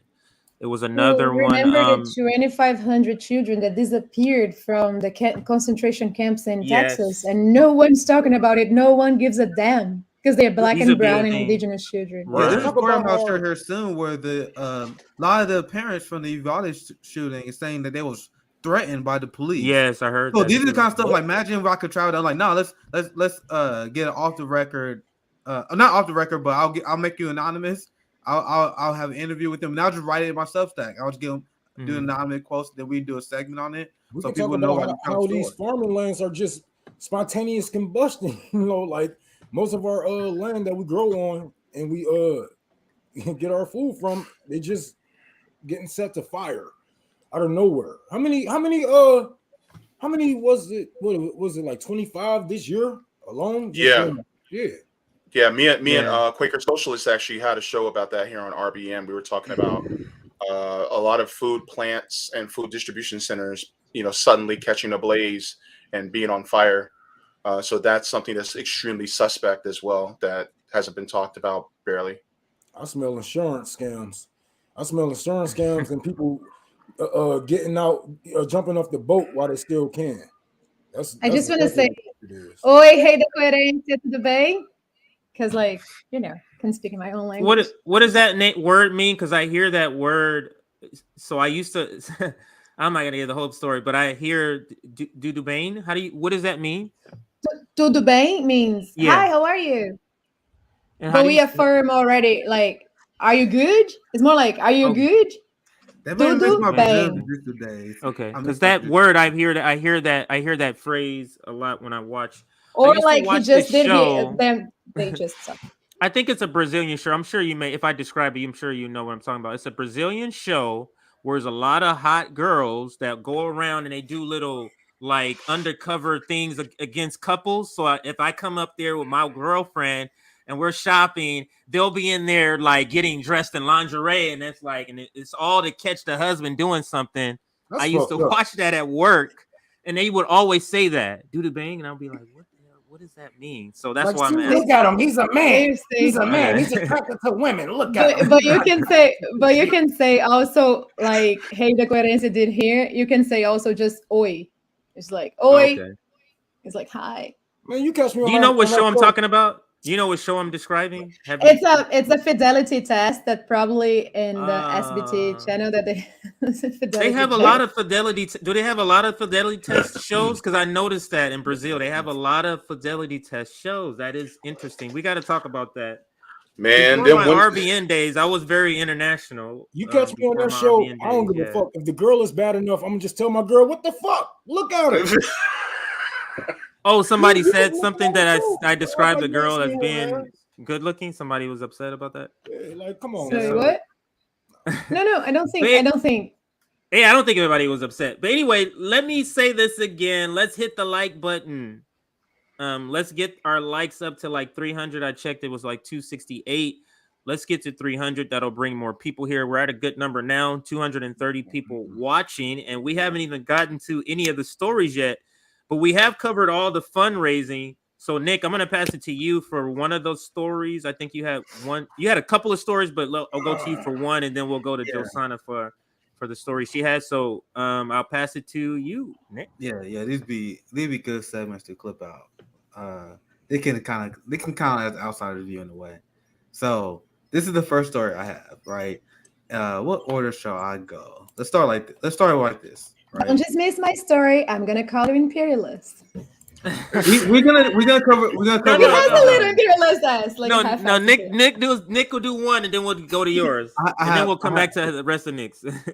Okay. I wanted to. Let me see. I'm trying to find the. Here it is. So let's start with this receipt. I'm gonna show you guys this because we've been covering the Uvalde cop disaster, and despite how much liberals have been trying, I love that CJ called this out. Despite how much they've been trying to make this about, oh, we gotta make this a gun control issue, but the police have been so incompetent throughout the course of this event that they can't even hide the fact that it's obviously an issue with the police, because the Uvalde police literally, the Uvalde school district literally had an entire police department. They literally just had a police expansion where they got more weapons and more training. They take 40% of the police budget in Uvalde. So the liberal crowd, who, remember, these guys are supportive of the police state. The plan of the Democratic Party is running on increased police budget. Jim Crow Joe has been expanding the police budget. Do not listen to the corporate media. The Democratic Party is the party of the police state. Are we clear? So they've been trying to make this about everything else other than the police. So I shared this earlier. We're just gonna watch a little bit of the clip. I only read the tweet, but I think listening to be good. And let me share this tweet with you guys. You guys see police in Uvalde, Texas, are reportedly threatening and harassing vocal critics in the face of rising disapproval. So I'm gonna mute my mic here, and then I'm gonna let the video play at least for a little bit, and then I have a little bit more to add to the story, and I'll let you guys chime in. Entirely honest, we've never been able to confirm that from police themselves telling us that yes, they invited them. But since then, actually, I think it was State Senator Gutierrez who helped us. They sort of backed down a little bit. But more troubling is that the police has continued to also block access and harass reporters. As recently as Saturday and Sunday, one of my photographers was confronted by a police officer. And these are police officers who are not even from Uvalde. There's about a dozen law enforcement agencies across the state who have sent some police officers there to help. Because Uvalde is so small, and yes, they've been overrun with both people who want to come from out of town to pay their respects, and of course the media. So this treatment has continued, and it's honestly it's intolerable. So I'll just play half of that there. But remember when I spoke of police retaliation and how the United States is this fascist country that other people pretend other countries are? They call other countries authoritarian. We have law and order, right? We literally have secret police. They are called undercover cops. So now, whenever you speak out against the police, and there was this teacher, this parent that was explaining how the police was holding her back, and she was telling them that we need to go in. Come in with me. I don't care if I'm in danger. And she was being held back. She came out to the media and shared her story. And then she later came out and said the police started threatening her. Do you guys see how the police work in this country? I have another part I want to share to the story. But before I move on to the next part, I want to open to the panel. Do you guys have any thoughts? CJ, Ron, JB, you guys have anything you want to add before I move on? I'm going to save my piece. I'm going to save it. Yeah, no, I had a comment. So to me, this is who they are, and I'm not happy it's happening to these people that are the victims of the police, but I'm happy people are able to see this or are actually seeing this. Like, it is good. It is. Am I going to say good? The fact that it happened to this police department that is so like above and beyond, like Reno 9/11, like sort of terrible on that level. But you see, Nick, you see mainstream media literally ignore all this stuff. They're starting to have to pick it up now. Like, if they have to now, like if they didn't threaten people and they was still cooperating, we wouldn't hear nothing about the police. You would hear nothing of that they did all this stuff wrong. It's only because they are behaving so terribly, they're forcing the media to have to sort of pick up the story. So I think it's very eye-opening, and I can't wait till you get to that defund the police poll, because I haven't looked at it. I want to get a genuine surprise action. Yeah, you know I'm building it up. Go I'm building it up. But go ahead, bro. My thing is, people saying, "Oh, I see the good guy with the gun didn't stop anybody." Like, the police was the good guy. Was supposed to be the good guys with the guns, right? But the good guys with the guns did stop them. You know, so a lot of people say, you know, we need to they only focusing so hard on these guns because they need to find a way to disable the black communities, the brown communities. They're like, we gotta weaken these communities way more than what they are right now. We already weakened them financially, we took away their education, so on and so on. But what happens when they start to get educated? What happens when they start to liberate themselves and they start to realize that I can just really learn how to aim my weapons towards my true enemies and not the guy around the corner selling more crack than me? You know, how about I aim it at the guy who's putting crack in my neighborhood in the first place? So they need certain ways, and they use these CIA, FBI motives to try to disable the black communities and whatnot. But guns don't kill people. Humans kill people. And you know what? If guns kill people, pens kill people. Because I have seen what a pen can do to a man, to a country, right? So we should legalize all pens outside of the hands of politicians. If you're going to take the guns out of the hands of citizens, politicians shouldn't be able to own pens anymore, because I done seen what they have done with their pens. Their pens then killed way more than anybody AR-15 ever would. So yeah, fuck out of here with that. You guys see, you're gonna get different coverage on this issue than other like boutique left channels who go along with the Democratic side where they want to distract from this issue. Because if they are gonna push for disarming the working class, do you guys really believe our government that is infiltrated by white supremacists and capitalists really gonna aim towards the white suburbs and white militias? They were gonna use this to disarm black people, indigenous people, and the workers first. They take some redneck guns when they get it, but we understand we are not giving our state power. I am not talking about disarming unless we disarm the state, to be clear. Now look at this. This is another receipt that I found I want to add before I move on. This is the Uvalde mom who ran into the school to save her children during the shooting, was threatened by the police to keep quiet. These people are gangsters, guys.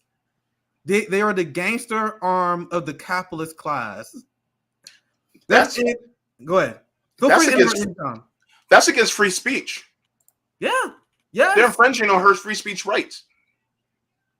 The police do this all the time. Like, this is the police department. The Uvalde Police Department is now have the national media attention on them because they are such goofs. There was like the worst tragedy since in like 12 years, right? Since Parkland, right? I ain't trying to plagiarize your ass or nothing, but Nick told you motherfuckers, bro. Even you white conservative niggas, bro. That's pro cop, damn blue line. Who the fuck is gonna come for your gun? You think it's gonna be me coming for your guns? It's gonna be the police to come for your guns. It's gonna be your uncles, your aunties, your cousins that, hey, I'm sorry, but I'm just doing my job. Now you on that shitty end of the stick. Now you on that end of the stick that we have been on for many years now. And we seen what happened when they took away the guns from the Black Panthers. How they took away guns from Black Panthers, made it hard for black communities to get their guns, and then went back into white communities and made it so lax that they can get fucking guns. These motherfuckers got cannons now. You know, I had to move to a white neighborhood to even try to get a goddamn rocket launcher because they was looking at me crazy because I was living in Detroit. But you move out to these white suburbs, they was like, oh, here you go. FedEx, drop it off for you.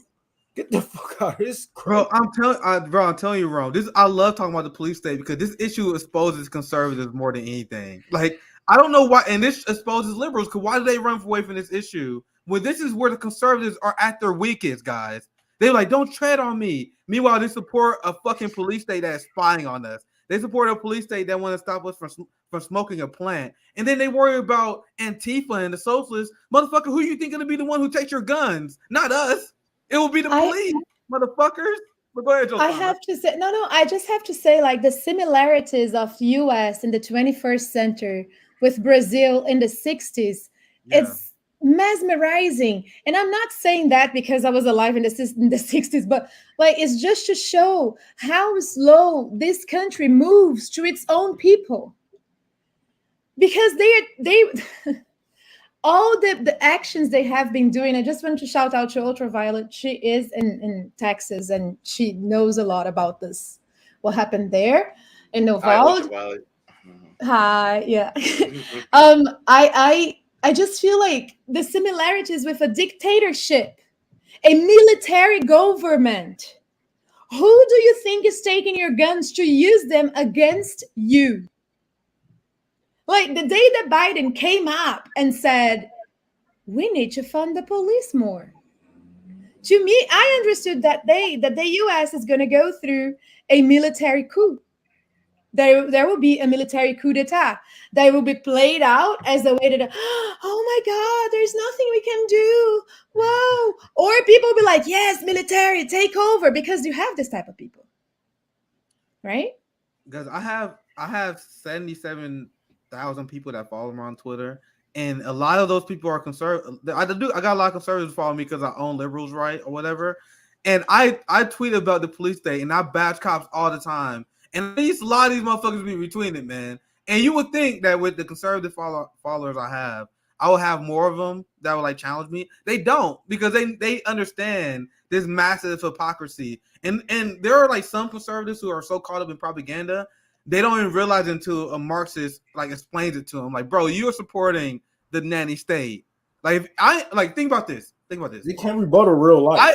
Think about our beliefs, Rome. And I think, Rome, you can add to this too. I am for abolishing the CIA. Yeah. I am abolishing the FBI. Let's abolish the TSA. Let's get rid of DHS.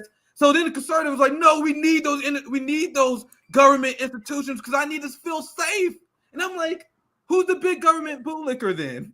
You're the one who want big government. I am for a more well thought out central plan of development, right? Central planning, right, through the people. And I always mock these conservatives because they are so contradictory to their beliefs. But if you're a liberal, you inherently believe in the same thing they do because they worship capital the same way. They believe in a strong national defense the same way conservatives do. So they can't even come close to exposing their hypocrisy because they are filled with hypocrisy as well.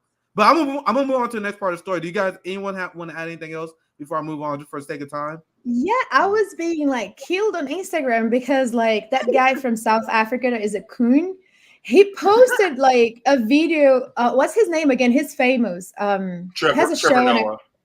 Yes, this guy. He posted like a clip. What you were talking about. He posted a clip of like just accusing the Republicans of not accepting a gun law control. And I was like, how about before we're talking about gun law control, we talk about universal health care. We talk about our taxes coming back for us as services, as housing, public education, universal health care, like food. How about we talk about abolishing the police and defunding the military? Because we have to talk about defunding the military. Because while you have this military, this super armed military that we have in the US, we, people from the US, are under threat. Yes. Their guns are pointing at us. And guns, you don't need a gun to kill a motherfucker. It just makes it more convenient, right? Because if I have my mindset, we have to think with the mind of a murderer. I have my mindset on taking your life. I don't need a gun to do it. I have many other ways. People can go on Google and build bombs if they wanted to. We don't need guns. It just makes it more convenient. And I can take out a couple of more people on my way out this motherfucker, right? So I don't need a gun to kill you. You know, so if you stop the guns, then you got more stabbings, then you're going to have more poisoning, you're going to have more bombings, you're going to have real domestic terrorism because you didn't took their convenience away. and this is people will kill whether they have guns or not. And this is what liberals don't want to admit, because if they have to admit that, I mean, they will have to believe that we live in a deeply uncivilized, toxic society, that there's something wrong with our culture.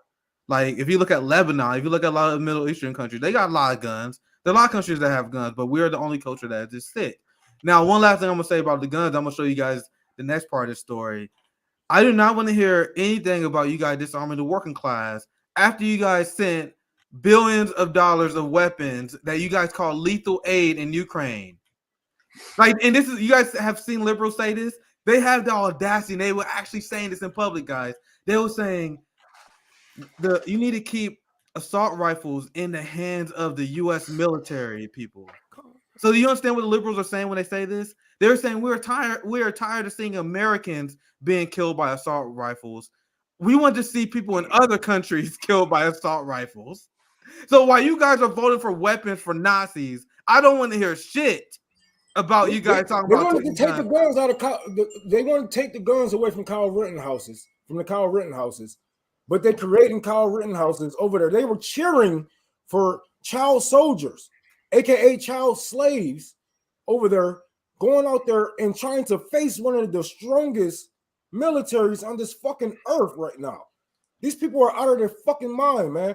But if my son had a gun in his hand and I took a picture of us training him how to shoot, you know what I'm saying? Training him how to shoot Americans or American politicians, people will say, oh, I'm out of my fucking mind. But if it was Putin up there, right, you people out your fucking mind, you hypocrites.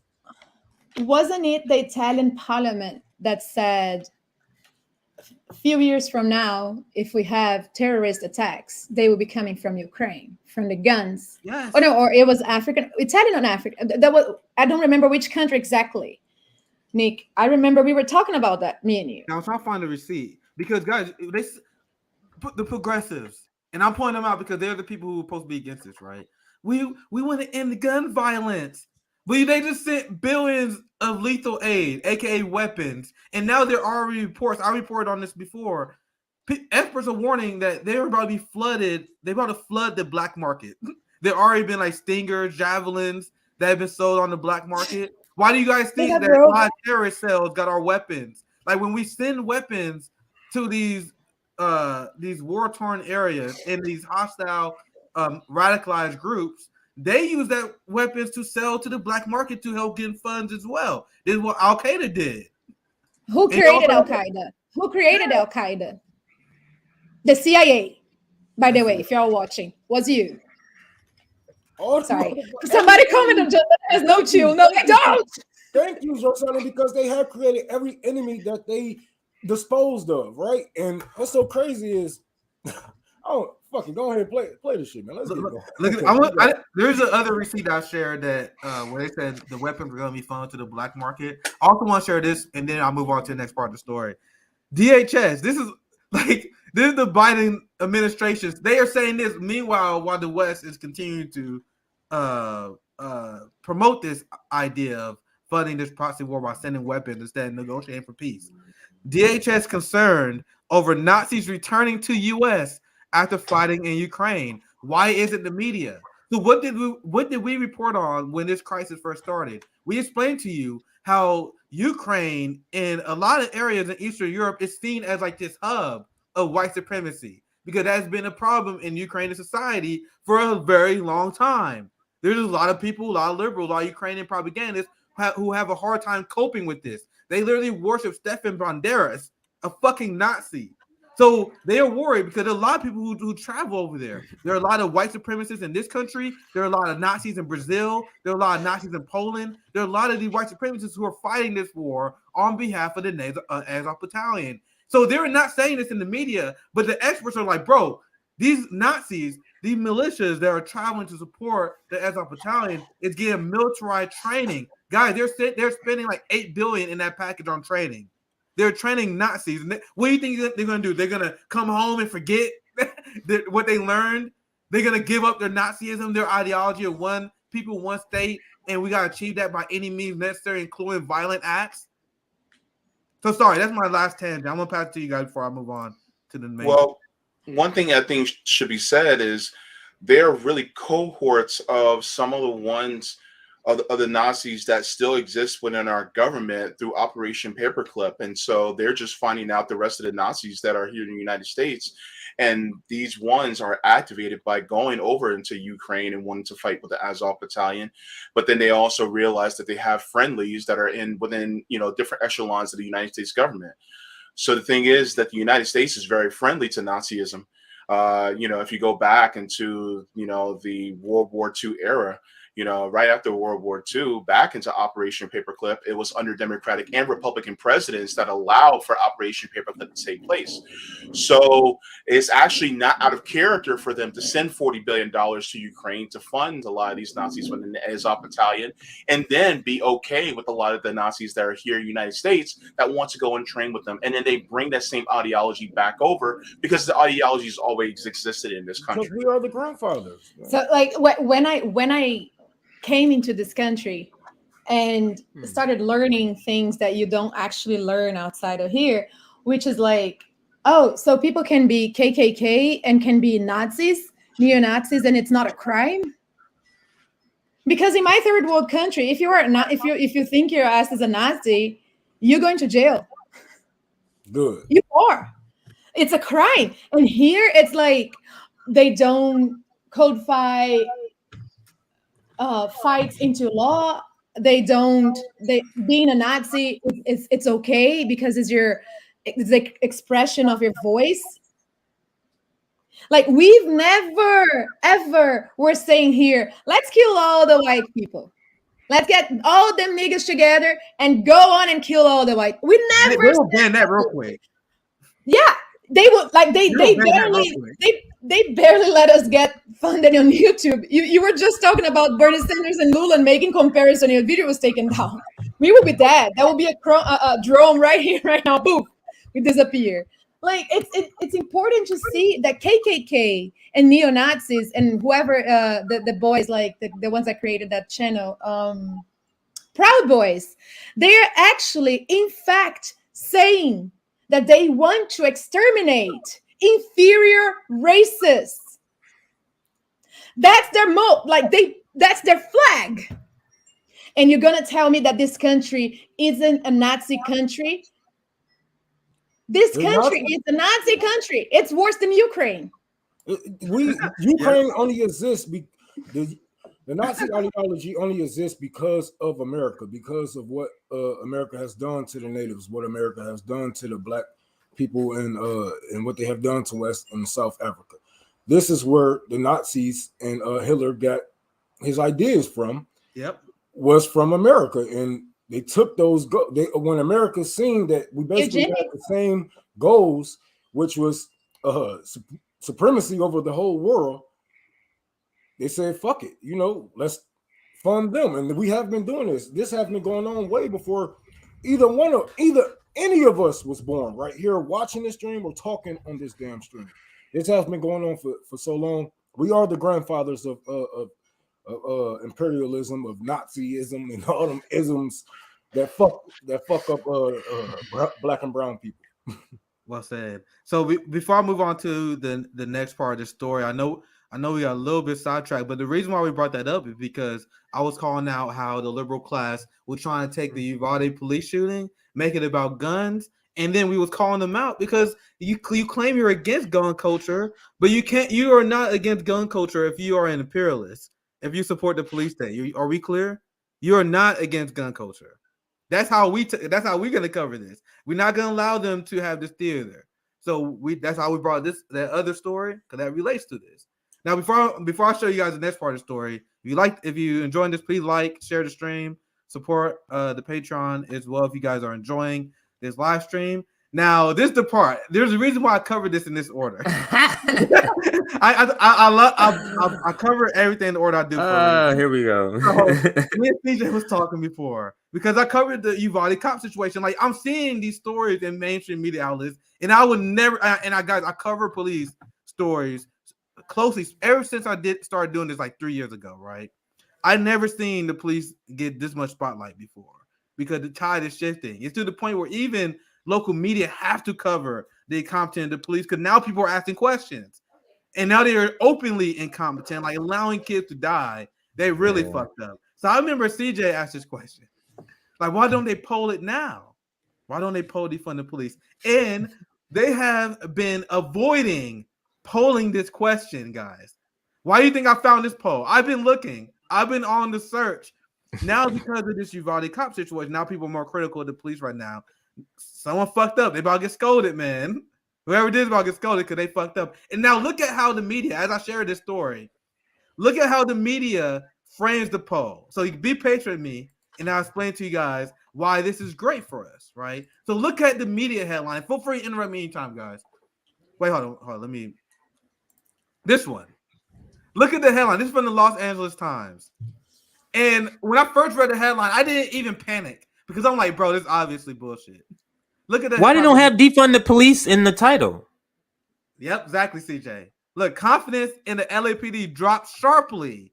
Poll finds. But LA voters still, they don't want to shrink the force. That last part is completely irrelevant. And we're going to go through, I'm going to show you guys why. This is so dishonest. And this is the article I put. I put up LA Times because this is a poll that they did in LA, right? Mm-hmm. But there's other media that was doing the same thing where they were trying to do everything they can to avoid mentioning the poll that actually matters.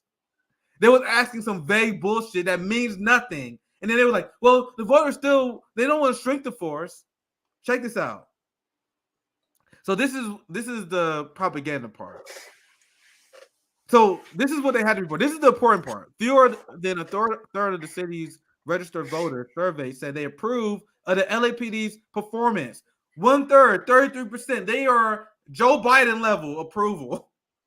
Our police force, the LAPD. What job do you guys allow to have a 30% approval in? Like, imagine if you're a customer service worker and you get only like 30% of the orders right. Imagine if you're a teacher, 30% of your students pass. Or if you're a pilot and you get 30% of your landings right. Why is this mediocrity only accepted in our fascist police state? Because we are a fascist police state, right? Let me go to a surgeon and he only gets 30% of his operation of his surgeries correct. Like, I'm not going to that surgeon. Look at this propaganda.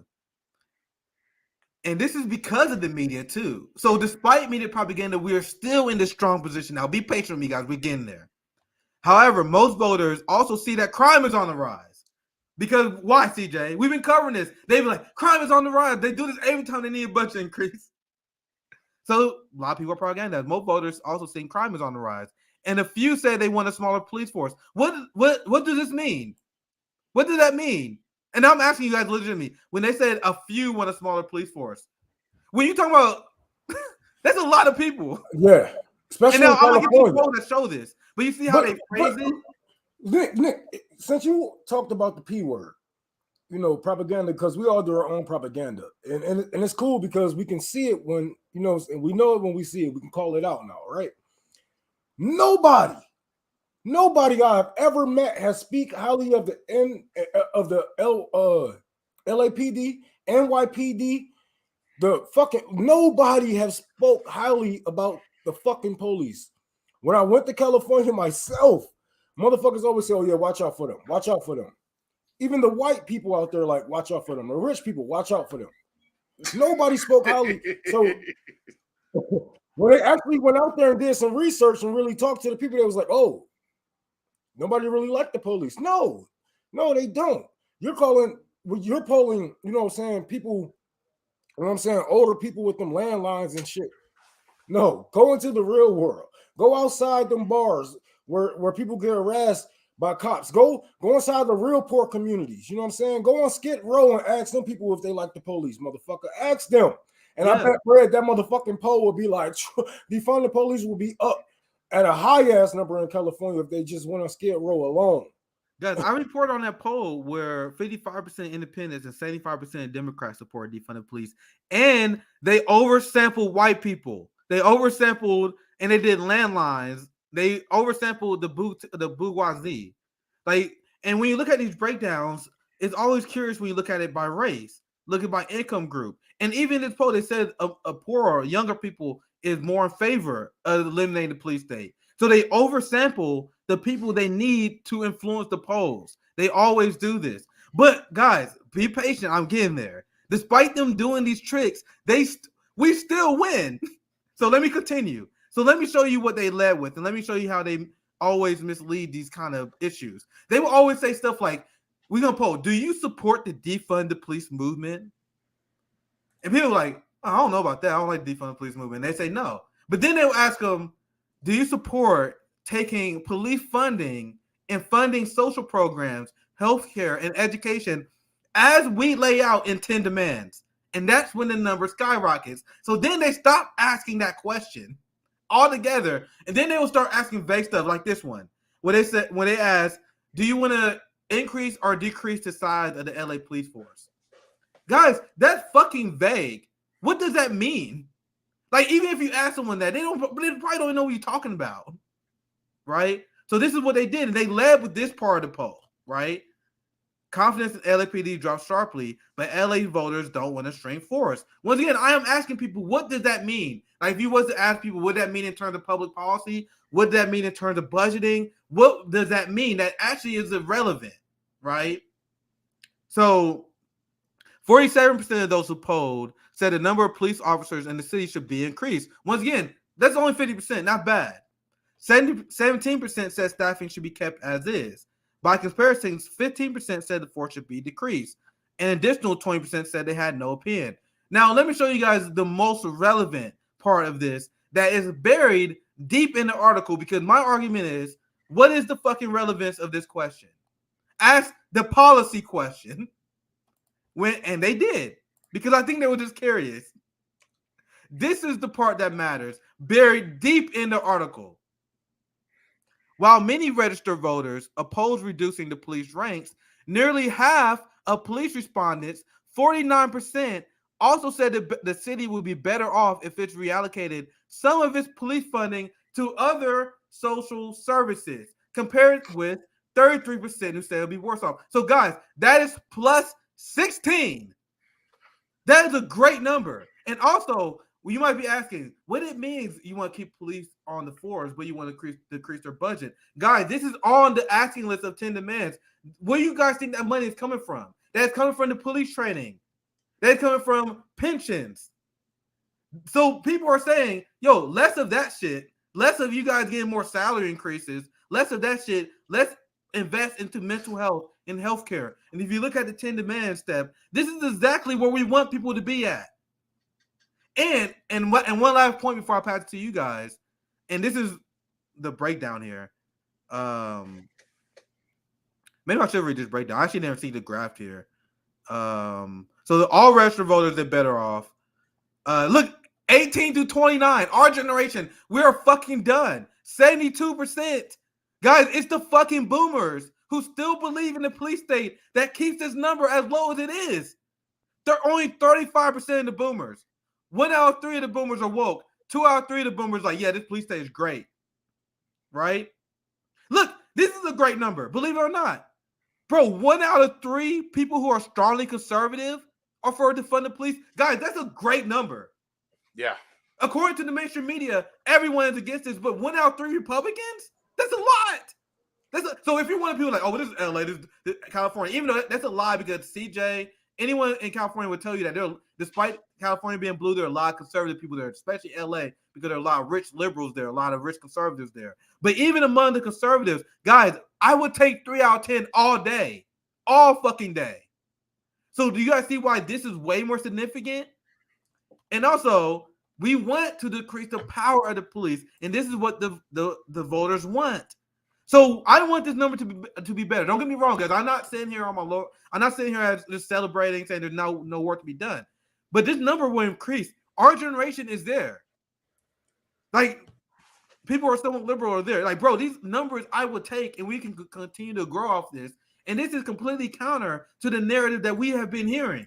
This is remember when I was debating Destiny? He was like, well, defund the police is unpopular. And I schooled him. I was like, yo, I bet you didn't see this poll before, didn't you? And then now I got another poll. This poll is great, guys. And we're going to see more polls like these. So I want to open up to the panel. What are your guys' thoughts? I think I think it's buried down low for a reason. Like, listen, just like capitalism is naked right now, and everybody can see that it's terrible. People can see this. Like, you can put on as many NYPD shows. You can try to propagandize kids through was it Paw Patrol? But people can see this shit, man. No, literally, when I first saw Paw Patrol, I was literally not even paying attention. It's on the background. I'm like, what the fuck? They're saying the police do this. I was like, turn that shit off. And I told my kids turn that shit off because it's terrible. But anyway, it's showing that real life experience trumps propaganda.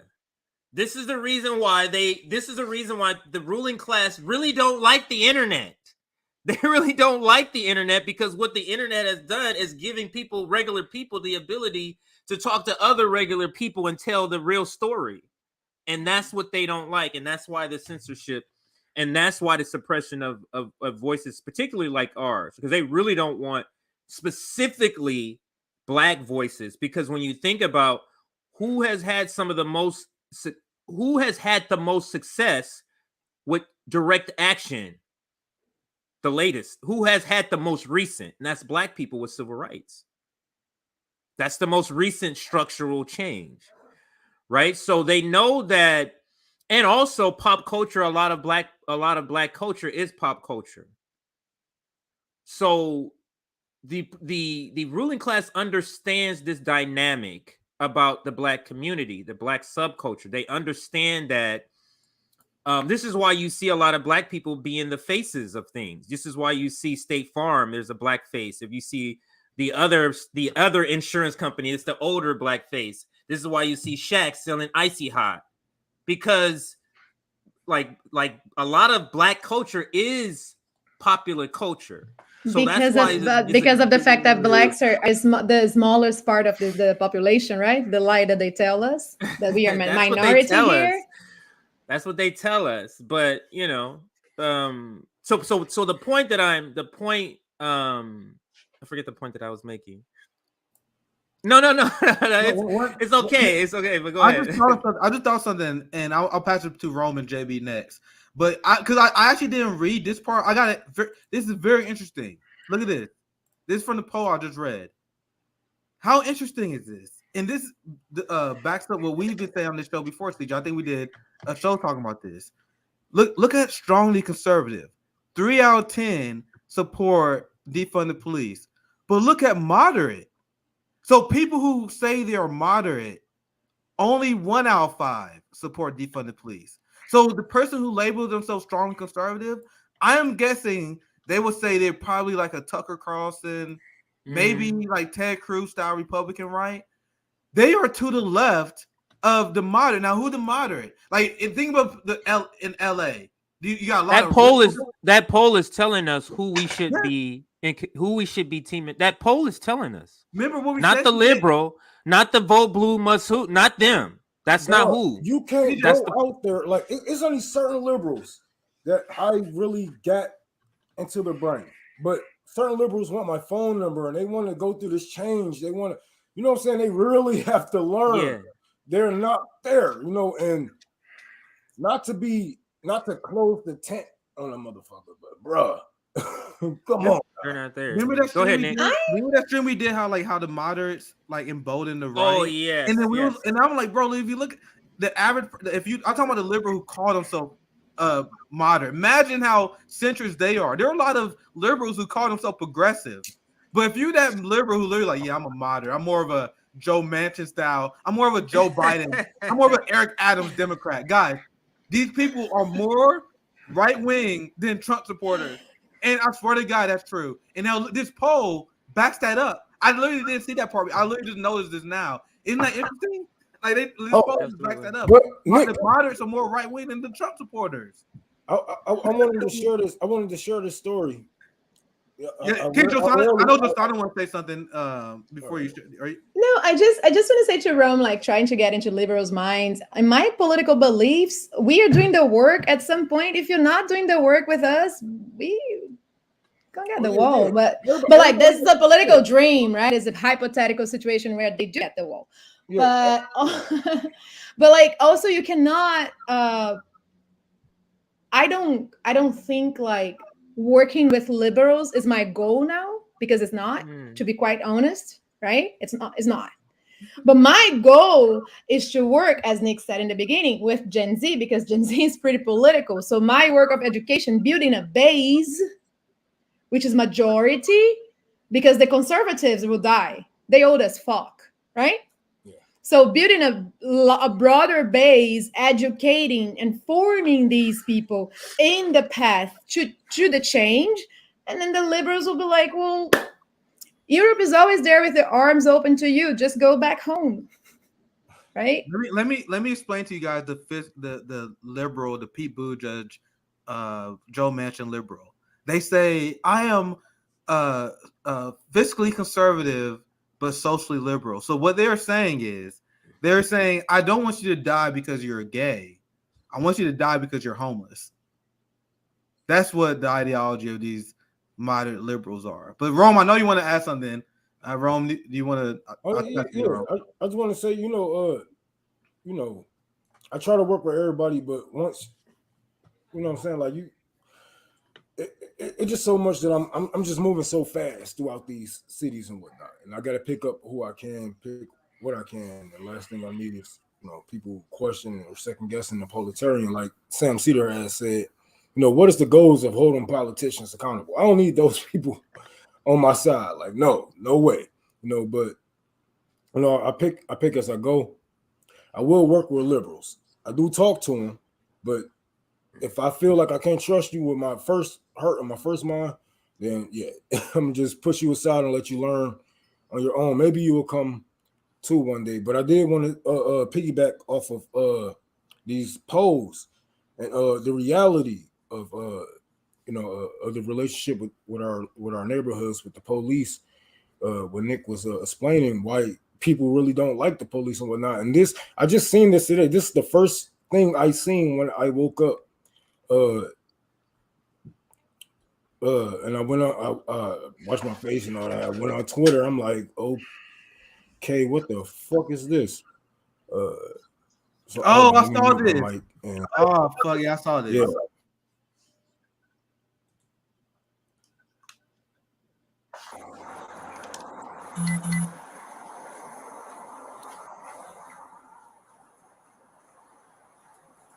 All your bars going? What? Did she look like she was actually traveling for stuff, or like she was kind of doing the transit stuff?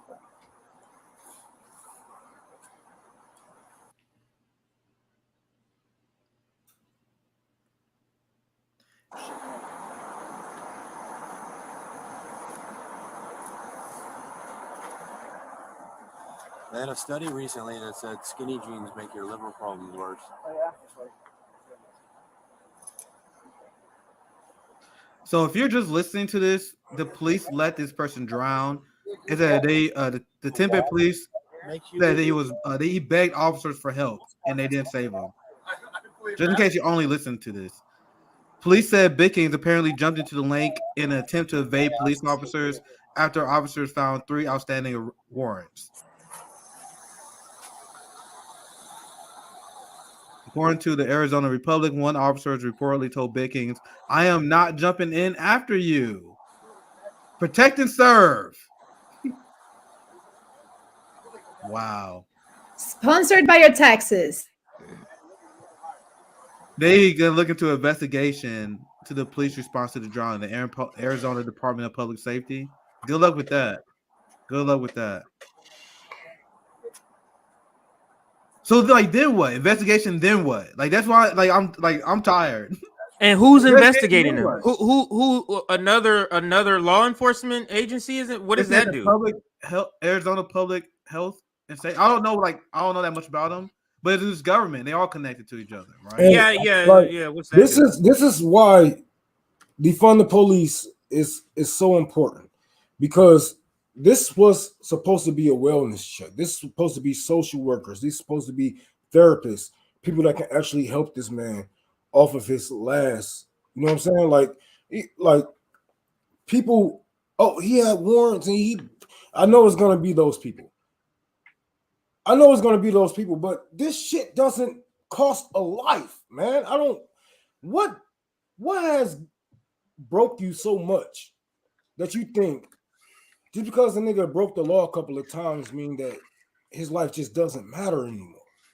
What the fuck is wrong with you guys? You got to think about this, because it's not just these people that's going through it. It's going to be a family member. I'm not saying it might. I'm saying it's going to be a family member, especially in these times. Especially you seeing the prices of everything going up. People are losing their jobs. People are losing their houses, and guess what? They lose their mind after that. So you never know, right?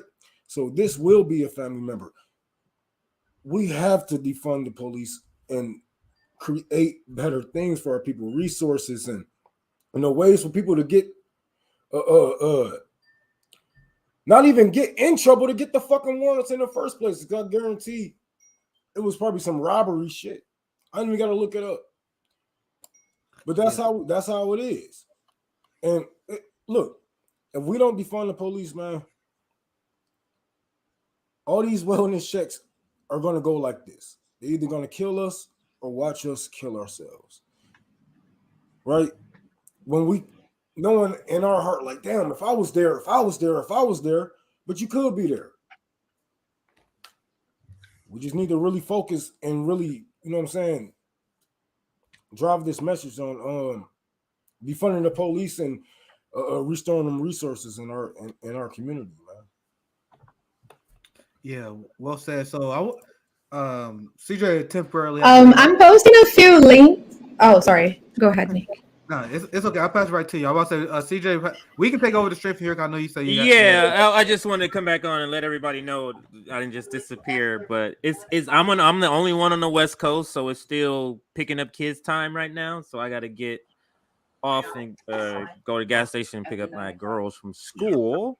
So I'm gonna be taking off. But I wanted to say this before we leave. I think we will revisit, because that's the biggest question for me that has been left open about the fundraiser is, when does it end? It doesn't end. So next week, I think we should revisit and kind of give an update on the funds and how much more is needed. Does that sound good to everybody?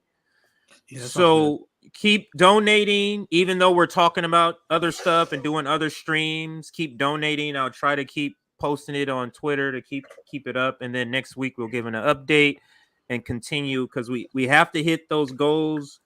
I mean, it's not even a question, and I don't think I put this up, so let me put this up before I go. So that's just the breakdown of the funds. I said earlier 10 grand, and that's so you can see 7,000 of the 10 is just housing. So as you can see, it's the same thing for in capitalism. We're spending more and more of our money just to pay for rent. That means we can't pay for food. That means we can't go on vacation. That means we just have to live our lives inside, right? Playing some Sims game or some other game, virtual reality, and get all of our food delivered to our house. That's the existence they want us to have, right? That's the existence they want us to have unless we fight back. So that's the breakdown. I got to check out. So keep donating, and we'll give an update. All right, I want to address this because all right. Hey, Saudi Granny, how you doing? We can stop it in many ways, and another way is policing your own neighborhood and letting your people know that there are other resources out there and other people out there that you can call. And this is one of the reasons why I call against disarming each other, because I'm building a party, I'm building communities, I'm building relationships with people, and I'm building a militia, and guns is like one of the key things that will keep cities, especially, cities that's so fast. Detroit, I'm pretty sure somebody's getting murdered right now, and we can stop these things. We do know what happened in our communities. We do know who killed who. We do know who's going through this mentally, whatever, you know what I'm saying? But we just don't trust the system to actually handle these people or these things the way that they should. There's no rehabilitation. There's only prison. You know, even if they do send them to a rehabilitation center, it's only for about 2 months because they don't have the actual funds to rehabilitate themselves. So, you know, we can start with our own in our own communities with what we have. So if you have property to have, you know, certain meetings, or if you can get, if you have a field that you can cut and let the children come in, you can get some people to donate some food so you can have free lunches, you know, every Saturday or every Friday. When not do that, we can come together like this, but we have to police ourselves. That way, you know, not only like you can't stop crime, but we can control the crime. We can actually pick out the bad apples and the bad fruit that's growing in our community trees. But because like I said, we know what's going on, but what you think is going to happen when you know what I'm saying? Like it's so much, man. Retaliation, and you know, you know your community. You know your community, so let's just make one with our community. That's one way to stop it. But we have to fucking feed, teach, and protect each other, you know. And when the time comes, we gotta be the ones to pluck these people out, not just go out and you know, because when we go out into these communities or in our community policing, we're not just in and out. Like we live here. Like we're not gonna go up in somebody's house and ramble them, or you know, Fred Hampton them in their bed and whatnot. We actually are cousins and friends to these people, but some people do need help, and we gotta police ourselves and really rehabilitate ourselves from the robbers to the murderers. So yeah. So we are Nick, I wanted to ask you to, I have 2 links in the private chat.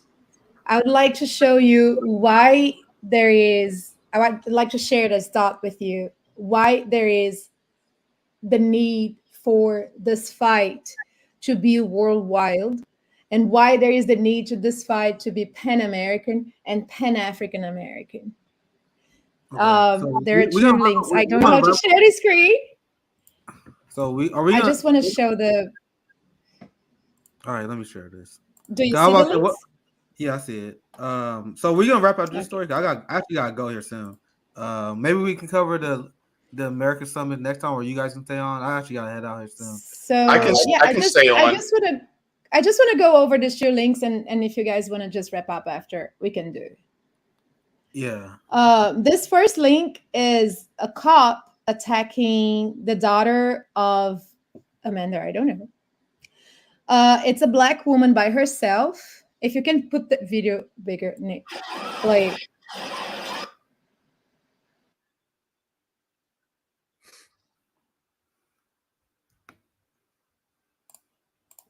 I'm gonna turn the audio on, but it's not really much to hear. You just hear a lot of people screaming, kind of. Yeah.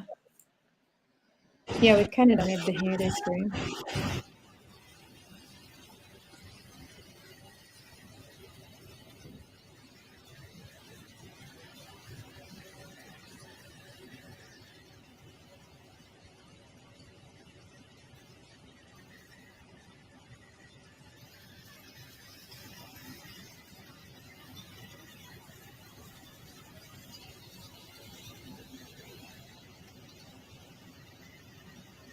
So he's gonna let them go. Like, he's also hurting the dog. He's gonna let them go at some point.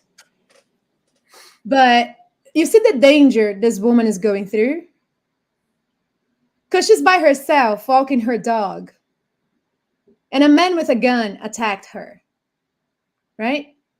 And he decided that day to let her go. She could be dead by now. And there is the second link that's going to show, it's not nice at all. That's going to show a worse video than this one.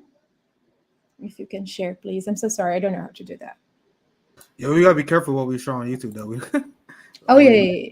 So let's see. Let's check. But man, we can argue because all these videos are already on YouTube anyway. So Oh, wait, this one. Oh no, it's the other one. Sorry, the first link I think is going to be the one. Oh, this one. This one. You're right. So this man is clearly in distress, being tased by the police. Fight or flight. Get the fuck on, run. And he's trying to fight. Mm-hmm. And he's screaming, and he's trying to look at what's gonna happen. Right. Oh my God. This man died in the hospital. So yes, I'm sorry. We get a trigger warning before we show someone dying. I'm sorry. I'm sorry, guys. I'm really sorry. Like, we can't just show people dying like that. But go ahead. But in certain ways I can, because it's just enough, you know? And when I posted that video, and I do not like to post videos like that, but when I posted that video, I said, so in the same week so you had the Buffalo shooter, coming in to a black neighborhood and killing black people. And he wrote in his gun, "Here's your reparations," right? He was pat in the back by the police. He's still alive. He won't get charged. You have the Uvalde police doing nothing and letting brown children die, and actually holding back people that wanted to help. You had the police in England push a man to suicide. And in the same week that Uvalde shooting happened, you had the police in Brazil go into a favela in Rio de Janeiro and kill 25 people, amongst them women and children, and then give an excuse. Bolsonaro gave an excuse saying that they were all gangsters. You also had the police in the northeast of Brazil putting Genivaldo Jesus dos Santos in the back of their car, throwing a gas bomb inside, holding, and in the video you can see his legs moving until he dies by asphyxiation. This shows me that there is a deeper state that controls the power, and it's definitely against us. It's definitely out there to catch us.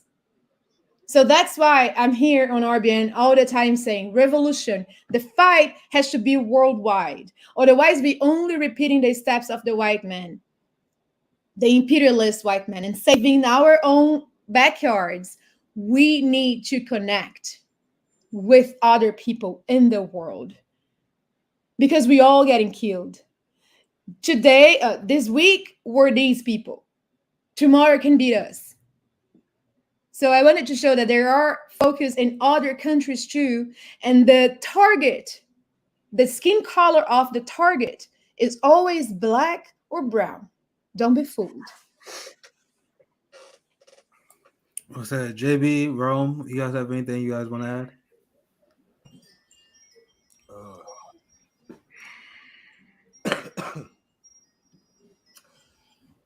Oh man, that's a motherfucker, boy. Damn, my heart just went.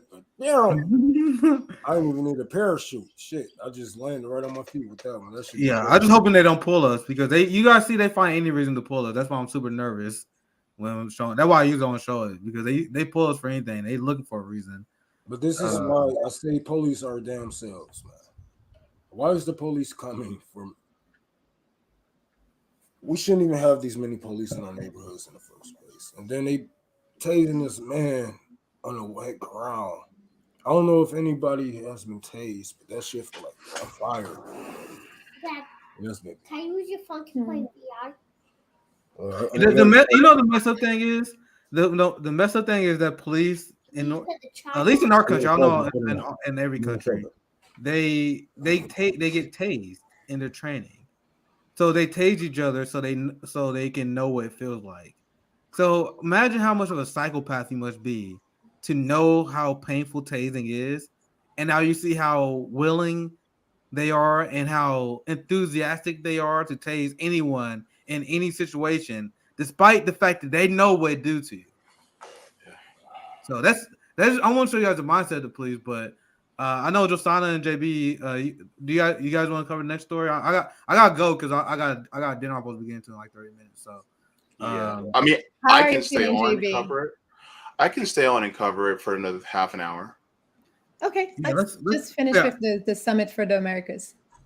Yeah, that sounds good. That sounds good. Man, death to America, bro. Let me say this. I had a link. Actually, let's do the story. Let's do the story. We wrap up the story. We wrap up the story. We wrap up the story. I'll just fuck it. He knows to go, but he loves the conversation. Josana, do you want to start off? I started off last story. I talked too much. Josana, No, you go first. Okay. So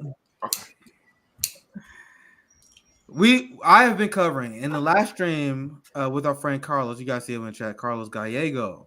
We were talking about how U.S. is losing its influence. U.S. hegemony has been weakened because of decades of propaganda, of war crimes, of poor central planning that allows countries like China to have leverage over the West. So this was a giant result of the most recent giant foreign policy event, the Ukraine crisis, where we see a lot of states in the global South and South America and Central America and Africa. They're not going along with U.S. Policy anymore. And when we talk about the Cold War, if you're a leftist, if you're an anti-capitalist, we need to frame it differently than how the capitalists frame it. They want to frame it as, oh, there's just this Cold War on two powers who are desperate for struggle and domination of power. That is not what the Cold War was. The Cold War was a giant global class war that was waged against workers because a new age of enlightenment hit called Marxism. And you saw countries all over the world start implementing Marxism, including countries in South America and Central America. So the United States decided to hold the Summit of Americas. And this is the first time the United States is going to host it since 1994. Hopefully I'm getting that right. When they first launched it. Because the plan, I don't know if you guys know this, but the plan for the Summit of Americas was to create this global economic alliance. And that economic alliance was built to pretty much be puppets of the United States. So this plan actually fell apart, and they are bringing back the Summit of Americas after a few years because a lot of countries in South America elected socialist, they don't want to rely on American economy. They want to have a sovereign economic state that do not rely on the United States. So in response to this, they had a summit where they want to reestablish American dominance in the light of this new Cold War, because they want to get everyone together to fight against Russia, Putin, and China. And that includes Venezuela, Cuba as well. And Nicaragua, who just elected, who the Sandinistas just won. And the Sandinistas, they was being purged from social media. They was being sanctioned by our state as well. So while we were complaining about Russia getting involved in our elections and their criticism of Cuba and Venezuela and Nicaragua, they make up that all these countries are not democratic. That's the excuse they're using for barring them from this event. Meanwhile, we are the one who got in. We intervened in the elections in Nicaragua, and we said that Juan Guaido is the president of Venezuela without any elections. So here's the headline, and then I won't pass it to Josana so you can add some more to this if you want. U.S. bars Cuba, Venezuela. I don't know why this one leaves out Nicaragua. Maybe I'll have to find another source. But it's a U.S. bars Cuba, Venezuela from American Summit. Now, this is the response. Mexico sat out as well. Hold on, because it wasn't even just Mexico. Mexico was like the new people that decided to sit out. But you have Bolivia, Honduras, Guatemala, who are now sitting out of this summit, which is a giant blow to Western influence. As we have described, U.S. hegemony is dying. And now a lot of these countries feel like we don't have to be reliant on the West because all we can do is we can just partner with China. We can partner with Russia. U.S. is not as established as it once was. But before we move on, I want to get Josana and JB. I know JB did a great report on this earlier as well. I want to pass it to you guys and I'll shut up. Hasta la lucha siempre, motherfucker. Like, we not gonna back down to the U.S. We never have, we never will. we will find ways to fight imperialism back. And we've been doing that since forever. And that's why we get hit so hard, right? But we're not afraid. We're not afraid. And the Mexican president set out that one. And you know who they invited for dinner? Spain. Biden is sending a message to us. I'm even going to sit out that one because I was colonized by the Portuguese. That he's going to invite the colonizers to talk in the Summit of the Americas. So he's leaving it clear whose side the United States are or is, whatever is the better English for that. And that's why I tell y'all, born and raised in the US, get your ass together because you need to connect with us. Because the fact that you guys have leftist movements and people that are not happy with the government doesn't come out. So outside of here is death to America as a whole. But we need to know that people want to fight with us to destroy the empire, right? That's why I told you guys I'm more interested in this global movement to destroy the U.S. empire than anything. Because I believe we're not going to change the system in the United States without a violent revolution. That makes y'all uncomfortable. And there are a lot of people who say that's not going to happen. And I don't think it's going to happen either. So maybe we need to look at other approaches, like joining with our radical brothers and sisters in the global South and helping destroy the U.S. empire from the inside out. That is one thought. I want to get Roman JB in here, but before I pass it to you guys, think about what this means, guys. This means the head of Latin American countries with a total population of more than 200 million people. 200 million people will not be part of this summit. That's what it means. That's a very significant amount. And now imagine if Lula wins, because they're saying, oh my God, we are fighting against human rights atrocities in these other countries. Meanwhile, Bolsonaro, who's going to be part of the summit, has been sponsoring the genocide of Brazilian indigenous people. He sent guerrilla fighters into Venezuela to kill and purge Nicolas Maduro supporters and other socialists. So the biggest violator of human rights, go ahead, I'll finish, I'll pass right to you just on the panel. But the biggest violator of human rights got to sit at the table. And just the shit that Cuba called out, we're done with this hypocrisy. But go ahead, Josana, and then let's get Roman JB, and I promise I'll shut up for a while. No, it's just that the fact that yesterday I was coming back and I had to take a car and I was talking to the driver and he's from Haiti and he was telling me, well, you know how the CIA got the president killed in Haiti? It's like, how? They are training right-wingers, but like people that think they're right-wingers in Colombia. The same way they did with the people to kill the Sandinistas, the same way they did with people in Brazil. Like they are trained, the CIA trained the people in Brazil that pushed the coup d'etat. The CIA trains these people like they did with Al Qaeda, whatever other terrorist organization that the US created, right? They are training these people. So they had the people that they trained in Colombia to come to Haiti and kill the Haitian leader. So yeah.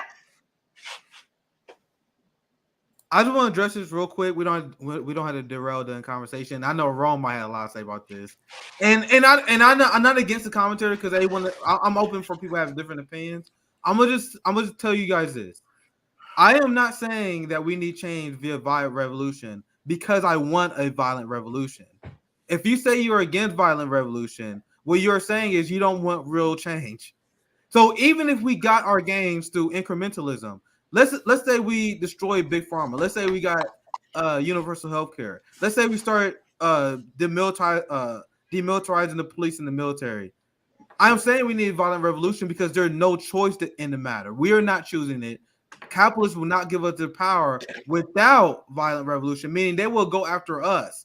They already tear gas our people. They already kill our people for protesting. So what I am saying, and what real Marxists understand, that if you're actually going to take on and destroy this capitalist system, the empire will get violent at you. So it's not us that would choose violent revolution. It will be them, because I'm telling you, they will not turn this shit over without being violent. So this, that's the only response that we have. And like I said, I don't think. Go ahead, JB. Well, before Rome gets into us, I'm going to share my screen really quick, and I'm going to let somebody else answer this question for you, so that you can see what Nick is talking about. So I'm going to share really quick. This is a quote from John F. Kennedy, President Kennedy. In 1962, he said, "Those who make peaceful revolution impossible will make violent revolution inevitable." I will repeat, those who make peaceful revolution impossible will make violent revolution inevitable. That being said, people who are preventing us from actually doing a peaceful revolution will leave the people no recourse because they will go up against us violently. I will defer to what happened during the George Floyd protests. The police were unnecessarily violent towards protesters and caused it to become a violent protest because they were violent first. The exact same thing happened during the 1960s, during the civil rights movement, where they were doing peaceful sit-ins, boycotts, and things like that, and then the police came and made it violent. So the thing is that, and like Rome was about to say, it's always for us defensive. For them, it's always offensive. Because the thing is that even a peaceful revolution will go up against their power structures and then diminish their power structure. So they will use by any means necessary to try to get rid of that means, to get rid of the power that we are trying to hold on to as a people. So if they're not going to allow us to do it peacefully, it will happen violently. And I'm gonna be honest with you. Hang on. Hold up. Let me finish this. Yeah. I would much rather have a peaceful revolution, but I know that it probably won't happen. And I'm saying, brace yourself. That's what I'm saying. And that's what we're saying. We don't want it to be violent because that means it's going to be bad for people. We don't want it either. But it's like they are going to make it happen. Yeah, and what I just want to say really quick, Realm, before I got you. Sorry, I promise you, it's really quick. I will be deported for sure, but self-defense, it's not violence. Go ahead, Realm. Yeah, I agree with this whole panel, and like me and JB was discussing yesterday, a lot of people don't want a violent revolution. I do. I'm not going to sit here and lie to you guys. I want a lot of people to suffer because I have seen my people do that for no reason at all. You know what I'm saying? Just for existing in these communities that these people have put us in. They call them the projects. You know, they literally put us in projects and did what they wanted to with us. So I do want revenge on a lot of people, but my revenge is targeted towards the right people. And this is why, you know, I always say there is a place for everybody in the revolution because there's a place for the peaceful people to keep our minds, you know what I'm saying, level when it does get to that stage of us having to go out and defend our communities against the police that's coming in here tear gassing us, and we just can't take that anymore. Whatever, you know, because how are you gonna feel if you're not violent, but something violent, you know what I'm saying, your son or your daughter or you walking past this protest or join a protest and they don't make it home or come back home beat up by the police? You know, when does it, you know what I'm saying, like the revolution is going to make you violent overall, but sometimes you just don't have that will, so you got to have that will to teach, you know what I'm saying? Like we need all types of people out there. There's a place for everybody out there in the revolution. You can be a teacher, you can be a surgeon, you can be a doctor, you know, you can be a frontliner, backliner, a nigga on computer spreading our propaganda. But at the end of the day, we need all of you, you know, not saying that, you know, this is the way and it's the only way. No, there are many ways to do a revolution. And maybe if we tried all of our ways at the same time, it'll work. Because think about it. Everybody talking about, oh no, we need a general strike. Oh no, we need to do this and do that. What if we just did all of it? Because we can sit here and fight for $15 an hour while people fighting for this and people fighting for journalism and people fighting for that. Why don't we just step all the shit up a notch. You know what I'm saying? A notch or two.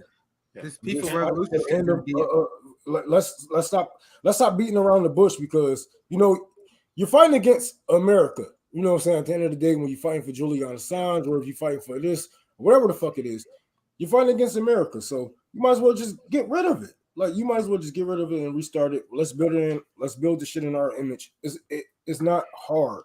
It's not hard to run a country. It's not hard to take care of people. They make it look complicated because they have to go through so many answers. So why do they take bribes, and why do they call corporations or accept corporations to be humans in America, and get away with so many evil things that we wouldn't let anybody else get away with? We would literally throw a coup on their fucking country for allegedly doing the same things that we do to citizens. So yeah, get rid of the problem altogether, and you won't even be out here acting a protest about it. I just want to go ahead, Jake. I'm sorry. I just want to get real with people for a second. And I want you guys to know this. As far as a violent revolution is concerned, it scares the hell out of me. I'm going to be real. It scares the hell out of me. But my fear for the future is stronger than my fear for the oppressor.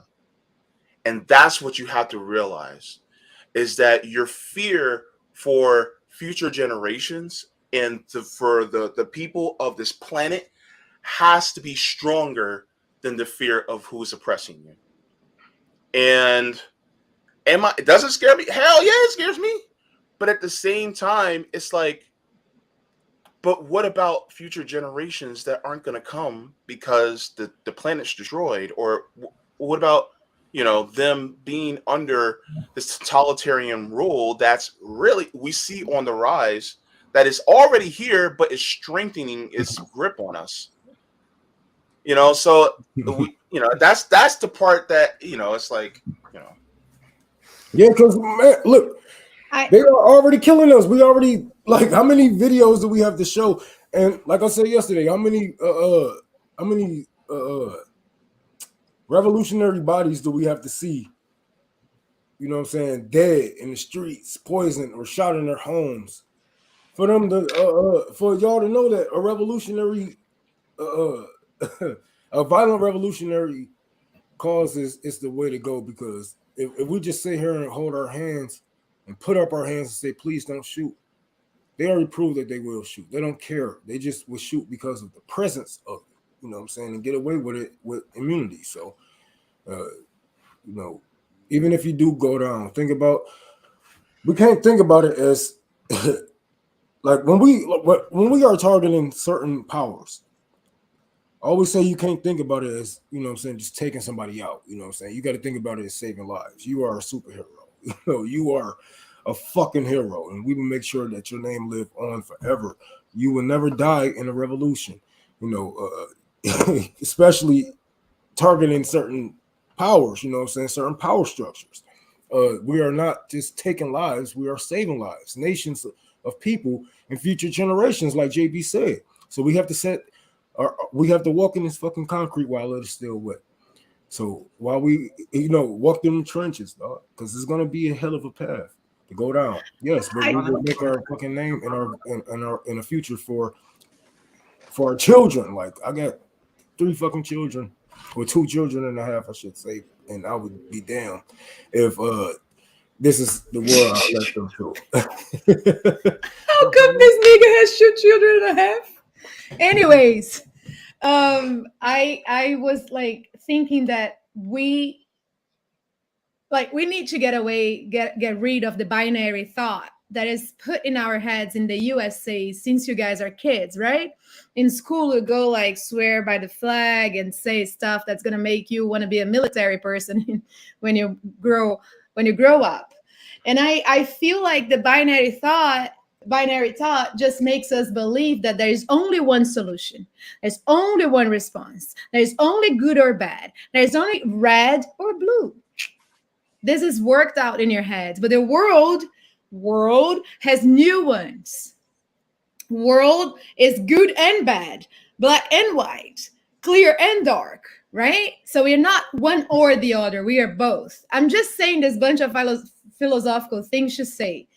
There are so many steps we have to take in the US, starting with having the courage to go to the streets, having the courage to support actions, having the courage to get together and demand what we want. Okay, Democrats, we're going to vote for you, but we want political reform. They won't give it to us. So we have to demand so many things. There are so many steps, and all of them will be violent. They will put the police against us. They did it just last year, I don't know, a year and a half ago. And we have to stop also with the imperialist thought that we are the epicenter of the world. The only thing the US is the epicenter of is imperialism. But don't be silly to think that there are not people already out of here are organizing against the US. Because there are tons of people doing that. And they are getting together. They are getting together to fight. And there are big leaders supporting them too. So don't think that you guys are like having like, oh, but we have to do. No, people are already radicalized against the US. They are doing actions and stuff to overthrow the empire. That's the dream of every single organizer, leftist person in the world. We all know where it is. We all know that we have to finish and end it. So stop thinking that like you are alone, because that's what your government wants you to think. So they can keep you in fear. Don't think that we are like just this little group of people against the whole thing. No, we are not. These are lies. The same way they tell the Black population here that we are minority in numbers. These are all manufactured lies that are brought in to propagandize ourselves into fear. Because if I think I am just me against everybody else, I'm just going to go home. But no, we are not. And the moment that we speak up, the moment that we connect, and the moment that we wash away imperialism and white supremacy out of our eyes, brains, and veins, then we are able to. Because people from the US should be like, we want to sit down and let all of you lead the movement. We're going to do whatever it takes to be in the fight with you. But American people, even in leftist circles, here on RBN, how many times I heard, why don't you go back to your country? Why do you speak like this? This is not how you say that word. This is all imperialistic language. And I understand it really well. And that's why I'm saying, is in Black people in America, is in white people in America, is in Latino people in America. So start the work in yourself. So then you can be able to be like, yes, for once, we're not going to try to be the leaders of anything. We're going to talk and we're going to be open. Instead of going to the Summit of Americas, go to the World Social Summit, which is one of the events that I used to help support organize in South America. So I've never seen, the only American that came was Noam Chomsky, and it didn't help him at all because he became this piece of shit he became. But never an American person in one of the summits. Always African people, always European people still, always South American people getting together and talking. How can we actually do the revolution we need? So be open-minded to other voices that don't sound like you used to. Be open-minded to maybe not being the leader and saying, how can I connect? How can I serve? Americans need to learn the lesson. Starting with, find a word to call yourselves, because America is North, Central, and South. All right, so I don't know about you guys. You guys can keep going if you guys want, but I gotta go. So I don't know if you guys want to stay on. I think it's. I'm hungry. I gotta make dinner. Yeah, I'm about to go, y'all. But I love this. I love this, man, because a lot of people, they're just not mentally ready for the revolution, and we got to get them prepared. We got to get everybody prepared. Everybody has a place, man, and you got to stop looking over at people's shoulders, like, oh, what the front line doing? And the front line got to stop looking at what the computer nerds doing. The computer nerds got to stop looking at. We all got our own jobs. We got our own jobs in this revolution, and our job is to bring the revolution to our and liberate our people. That is it. Try, at least try. If you don't do that, at least you try. But don't look over and like, oh, you shouldn't do that. We shouldn't do this. Look, if it isn't in your heart, it isn't your place, right? Because I would never speak on some shit that I don't know about, right? Because there's a lot of leaders that's out here, a lot of revolutionary leaders that know way more than me, that does way more than me, you know. And I would never look over and what they do and be like, oh no, I'll do it like this. Okay, well do it like that, nigga. Do it like that. Because if you can bring a general strike, a peaceful general strike, guess what? I have the people to protect you, protect your families. When the police come out here and they see you guys protesting, right? Look, this is chess, not checkers. You can't just king a motherfucker. You know what I'm saying? You can't just king me. No, we have to be. Yeah. We have to have all kind of fucking people in this movement. Everybody has a place in the revolution, whether you are peaceful or violent. And this is why I always connect with the people in prisons, because the prisons are a large population themselves. So in order for us to actually have a revolution successfully, we got to get them people with a socialist mindset, at least. You know what I'm saying? When they coming out here, we got to let them know who their targets actually are. So once everything do pop off, people won't just be targeting each other. You know what I'm saying? We're not just running in each other's stores and whatnot. We are actually controlling the revolution and how it should be, and targeting the power where it is held.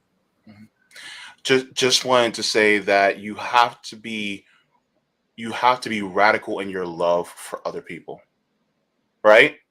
I mean, that's basically what it is. We don't have this idea because we want to just do it all for ourselves. It's our heart hurts for seeing other people suffer, and we see who's doing the hurting, and because of that, it drives us to want to love in action. And also, I also want people to think about this. Put in your mind's eye of what the future could be if we got the things that we absolutely needed. Think of how our education system could be. Think about how our healthcare system could be. Think about how the planet could be. Think about how our relationships with places could be. I would love to get with Rome and Josana and vacation in Yemen while we're sipping on some drinks and talking to Yemeni people and having, bonfires and chilling out there. But the thing is that we can't because they're being bombed right now. I would love to be able to, take trips to places like Palestine or take trips to places like Cuba and be able to, relax with my fellow humans and just be with them. But the thing is, we can't because, well, the oppressor is continuing to do this. So I want you also to put in your mind's eye the possibilities of positive things that can come from out of our actions, all the beautiful things that can happen from it, because a lot of times we focus so much on the negative, but I want you to be hopeful and use that hope as a fuel in order to do more mutual aid, to do more direct action, to just talk to people and become more of a community with them. I like what Josana was saying. She was saying that, you basically can't have a yin without a yang. And the revolution will be peaceful after we get these violent people from our negotiation tables, off our, out of our country, wherever the fuck they're going to go, however the fuck you want to treat them. But you can't have a yin without a yang. And there will be violence. There will be bloodshed. I would never lie to you and act like the revolution is just going to be peaceful. We're just going to have, healthcare after this. We're gonna be able to go to the doctor without bills haunting us, et cetera, et cetera. We're gonna fight for this. We're gonna fight for this because they fight to keep it. They would literally kill you to keep it, and they just went against Medicare and Medicaid. Right? They are killing people, man. Not just one or two. Thousands to millions of people starving out here to Afghanistan, to Cuba, the sanctions that we put on these countries. We got to think about the power that these people on the plane hold and right. So if you was able to stop a man from killing a continent, if you was able to stop one man from killing a continent and generations of people, would you? If you say yes, Yes. ask the question. Can I? Do you feel bad? Would you feel bad about that? Is there any reason to feel bad about stopping one man for killing? I personally would feel bad about killing people, but I would do what I have to do. Well, revolutionary discipline. That's the word that we should be reading about. Revolutionary discipline. Well, protecting yourself. I just want to give a kind pushback on this comment. Mm-hmm. Salty Granny, you're not useless. You're not useless. Don't ever think that about yourself. And the thing is that you have human value, which is priceless. So that's why they still use disabled to this day. Yeah, I mean, you're talking to us right now. There's some things that you can impart wisdom to people even through your Look, I'm disabled. Am I? You know what I'm saying? So you're not useless at all. You definitely are worthy and have so much to offer and to give the rest of us. Yes. So please be kinder to yourself. Don't fall for that shit. That's what they want you to think. They think since you lose, I know a lot of people don't agree with my nigga, but Kanye West said, I'm not disabled. You know what I'm saying? I got a superpower. I'm a superhero. I got different abilities. I'm not disabled. I got different abilities. I'm a superhero. Yeah. Don't look at yourself like this, because guess what? Those disabilities give you a reasons to spark the revolution and other people who don't think like you, other people who's not to the left of you. When they see, when you can sit here compare it to health care that and the attention that you guys actually get in the healthcare system, et cetera, you can use your powers for good. Don't think you're not disabled. You're not disabled. No way. Because guess what? If I bet Bird, if you said, okay, I can work again, the motherfucking capitalists will put your ass front line for them fucking factories again, right? It's eugenics, right? We saw in the same stream that like America is a Nazi country, therefore it's the country that it actually taught eugenics for the rest of the world. So people telling you that you're not able, that's how it goes, because the perfect being for this philosophy is white, cis male, tall, 6 foot something, blue-eyed, right? So this is a model that we're never going to be. But this is not the model that we're looking for, right? We are looking for community. We are looking for looking each other in the eyes, and no one is better than the other. No one is worse than the other. We all the same. That's where we want to get. We want to get to the same level of respect. Everybody has the same level. We want to seize the means of production. There's not going to be a boss. It's going to be the community that's going to own the means of production. Yes. And everybody has a place in the revolution. No, don't just listen to me when I say that. Take it in, marinate. Let them words marinate. You know what I'm saying? Because everybody has a place in the revolution, man. And there's so many people out here that just want better. But just look, if we all came together, like I said, if we all just came together with all of our plans, I'm pretty sure we all come to the same goal. But if we are looking at it realistically, if we take off our 3D glasses and stop looking at things as Democrat and Republican, we have to take down the system as a whole, right? We have to take down the system as a fucking whole. And that's the only way we're going to make sure that we have better for the greater good, not just better for this people for this for 4 years, and then we got to write a bill for this people, and then we're going to pass it the next 4 to 8. No, we're just going to do the damn thing and treat the people how they should be treated, and just give the people the basics of what the fuck they need. Like, treat people like humans. Like, it's got so hard. Nick, I'm sorry, Rome, Josana, the people in these comments are so They're so base. They're so. You guys are loving as hell. I mean, you guys are so compassionate and loving that this honestly is making me emotional, because y'all love the hell out of humanity, and that's what really is all about. And look, Salty Granny, love you, baby, love you. And the thing is that, you know, when I look at people like my beautiful sister and Rome, you know, you sexy as hell. You know, when I, you know, you know, you look at the people who constantly.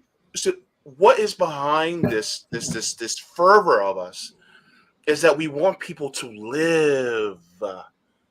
We want people to live. We want people who are downtrodden to really live, not just exist, but to live.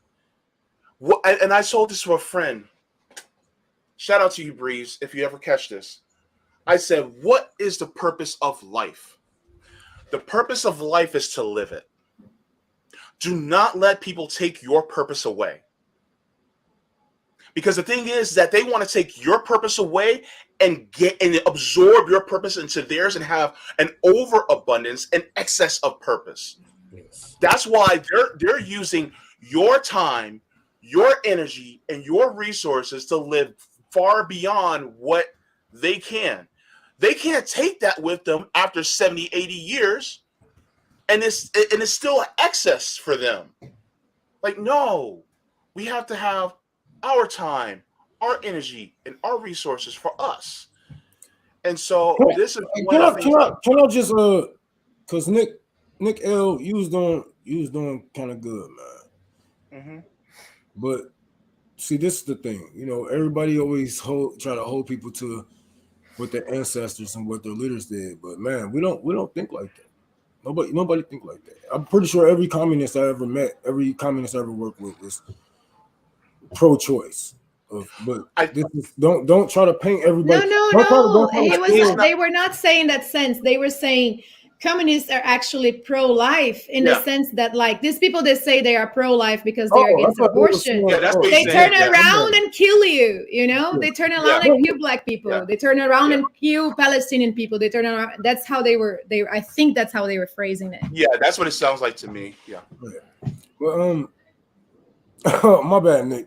But yeah, this is so crazy. But I love all y'all though, you know, because I ain't gonna lie, man. Building an RBN was a motherfucker, and it's a bitch to keep this bitch on the rails. You know what I'm saying?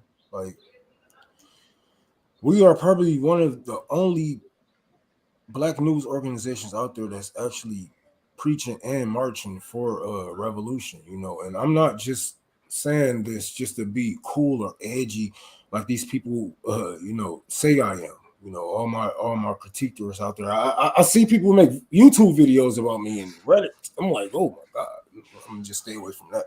But you know, I'm dead serious with this, and I believe, you know, we all have a lot to learn. I don't know it all. You know, I'm not any of y'all leaders or whatnot, but at the same time, I do believe that we can get this done.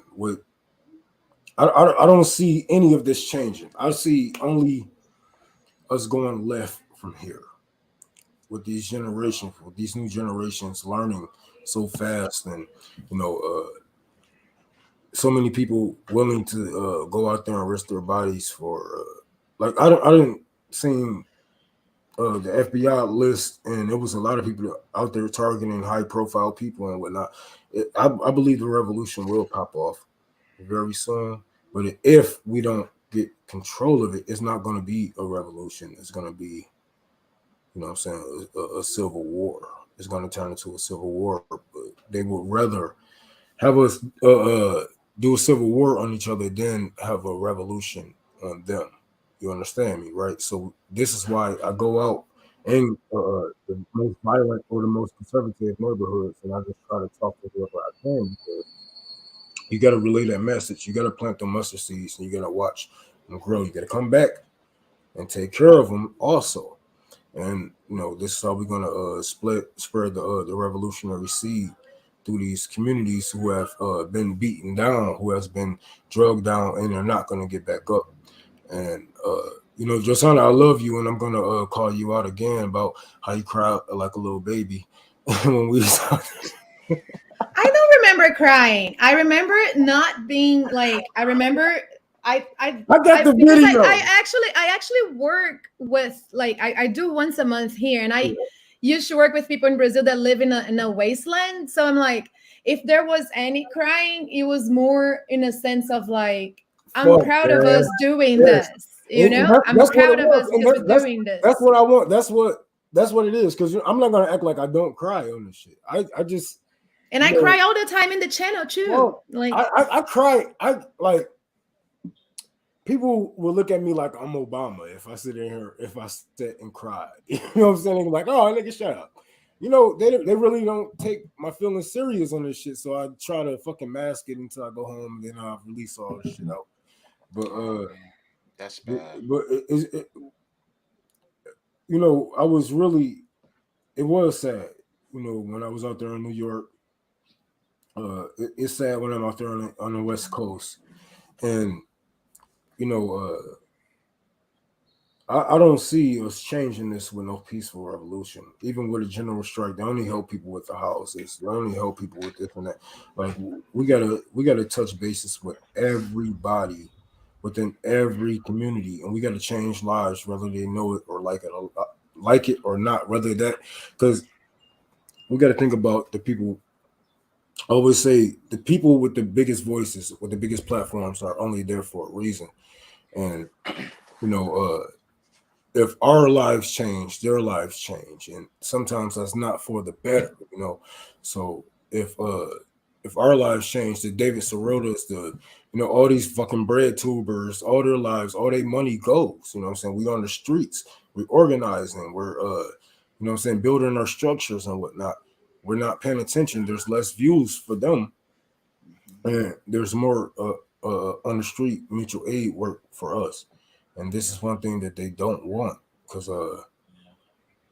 this is why they try to keep you in the middle, because this is what makes the money. But you know, money don't make the man. And especially when you see these fucking rich people during the revolution, don't be afraid to do what you have to do. I'm gonna just stop right there. I put this comment here, Ramen, to be like,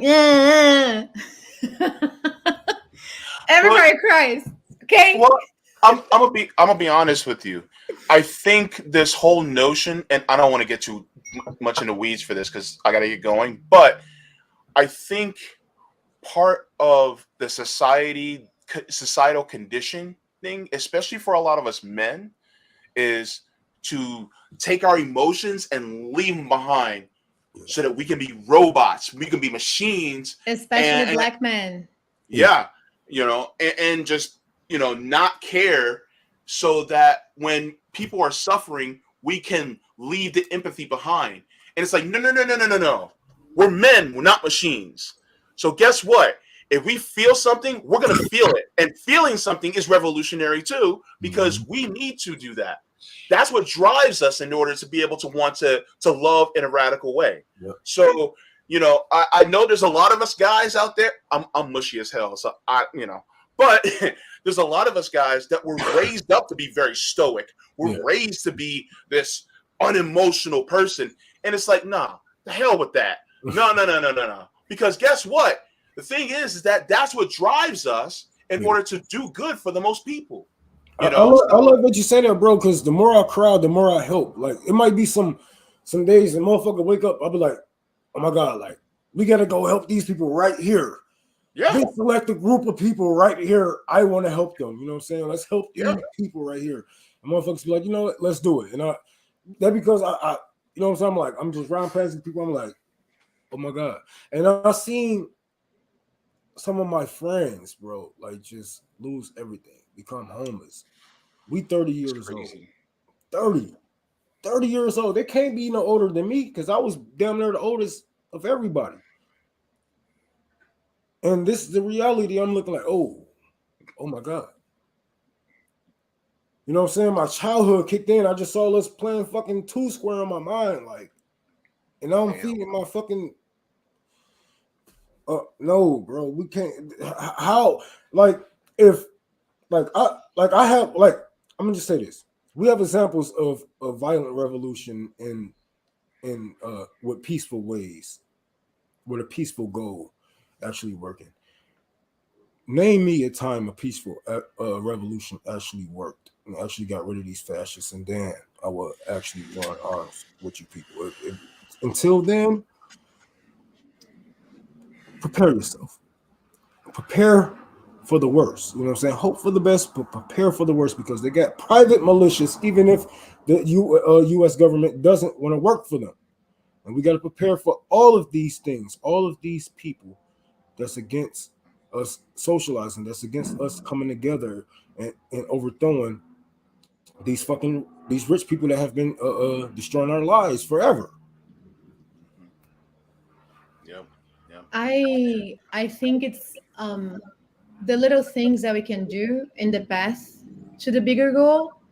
Especially we can work in ourselves. And I don't say that just to say it, like seriously, see your own tendencies. See your own tendencies to imperialism, to white supremacy. See that on you. Like, to be quite honest, I'm going to say this and they're going to come after me and I don't give a damn because, I don't. But FBA, ADOS, like this to me is like, why are y'all even doing that?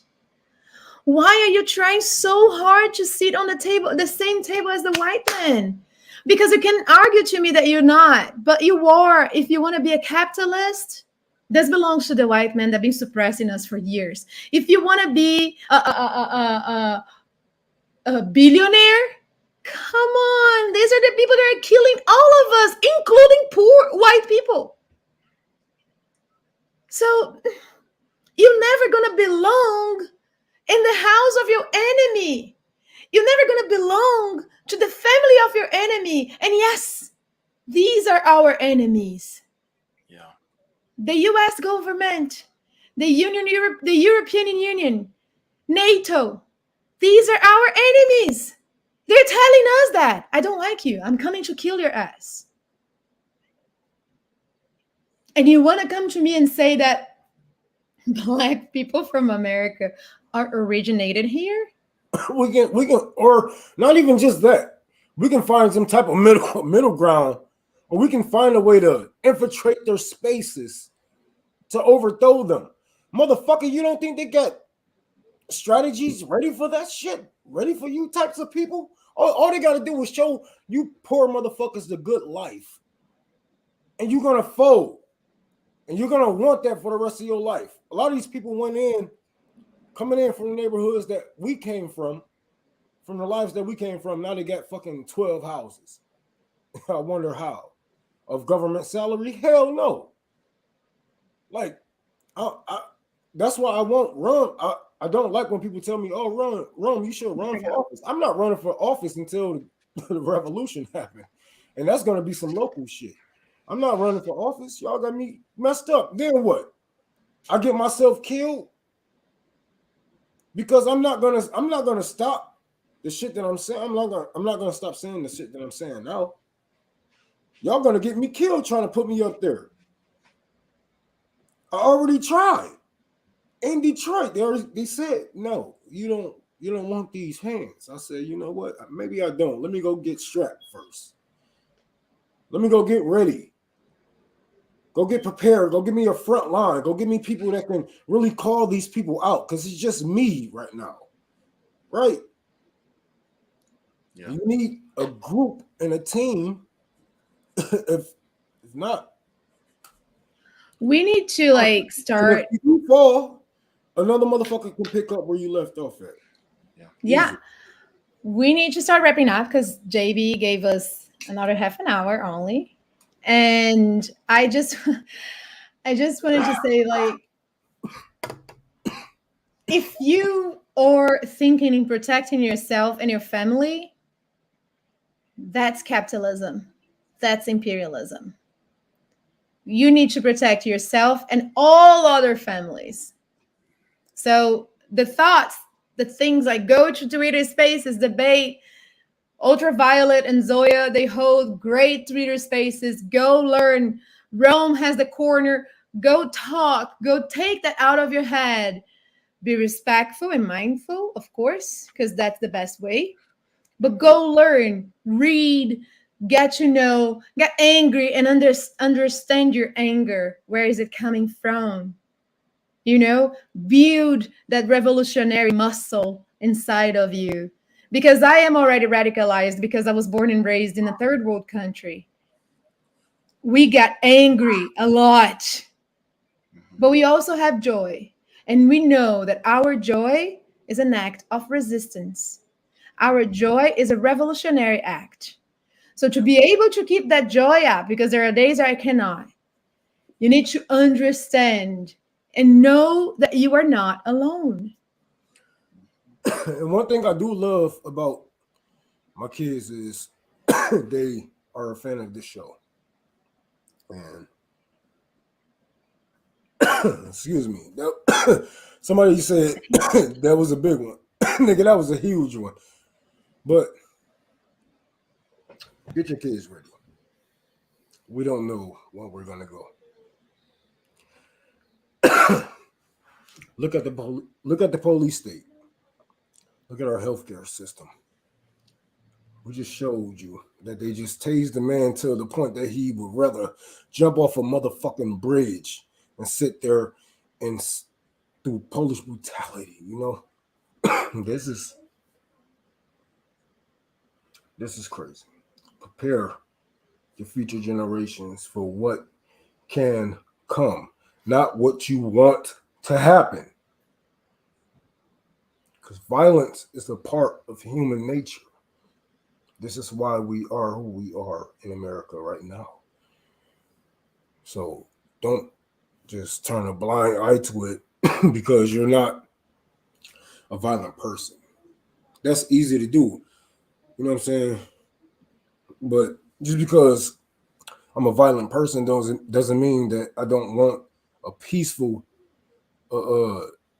nation. Yes, this is what we fight for. Who are we fighting against? I'm not sitting here telling my people to aim their guns at you or aim their guns at any white community. You know, this is why I always say target power where power is held. Pressure power where power is held. We're not just out here just going to risk our lives and say, oh, we're going to do this war, we're going to do that war. No, calm down. Think about it. Who has the most farming land? Who has the most wealth? Who has this? Who has that? Right? You target those powers. Who's second to air?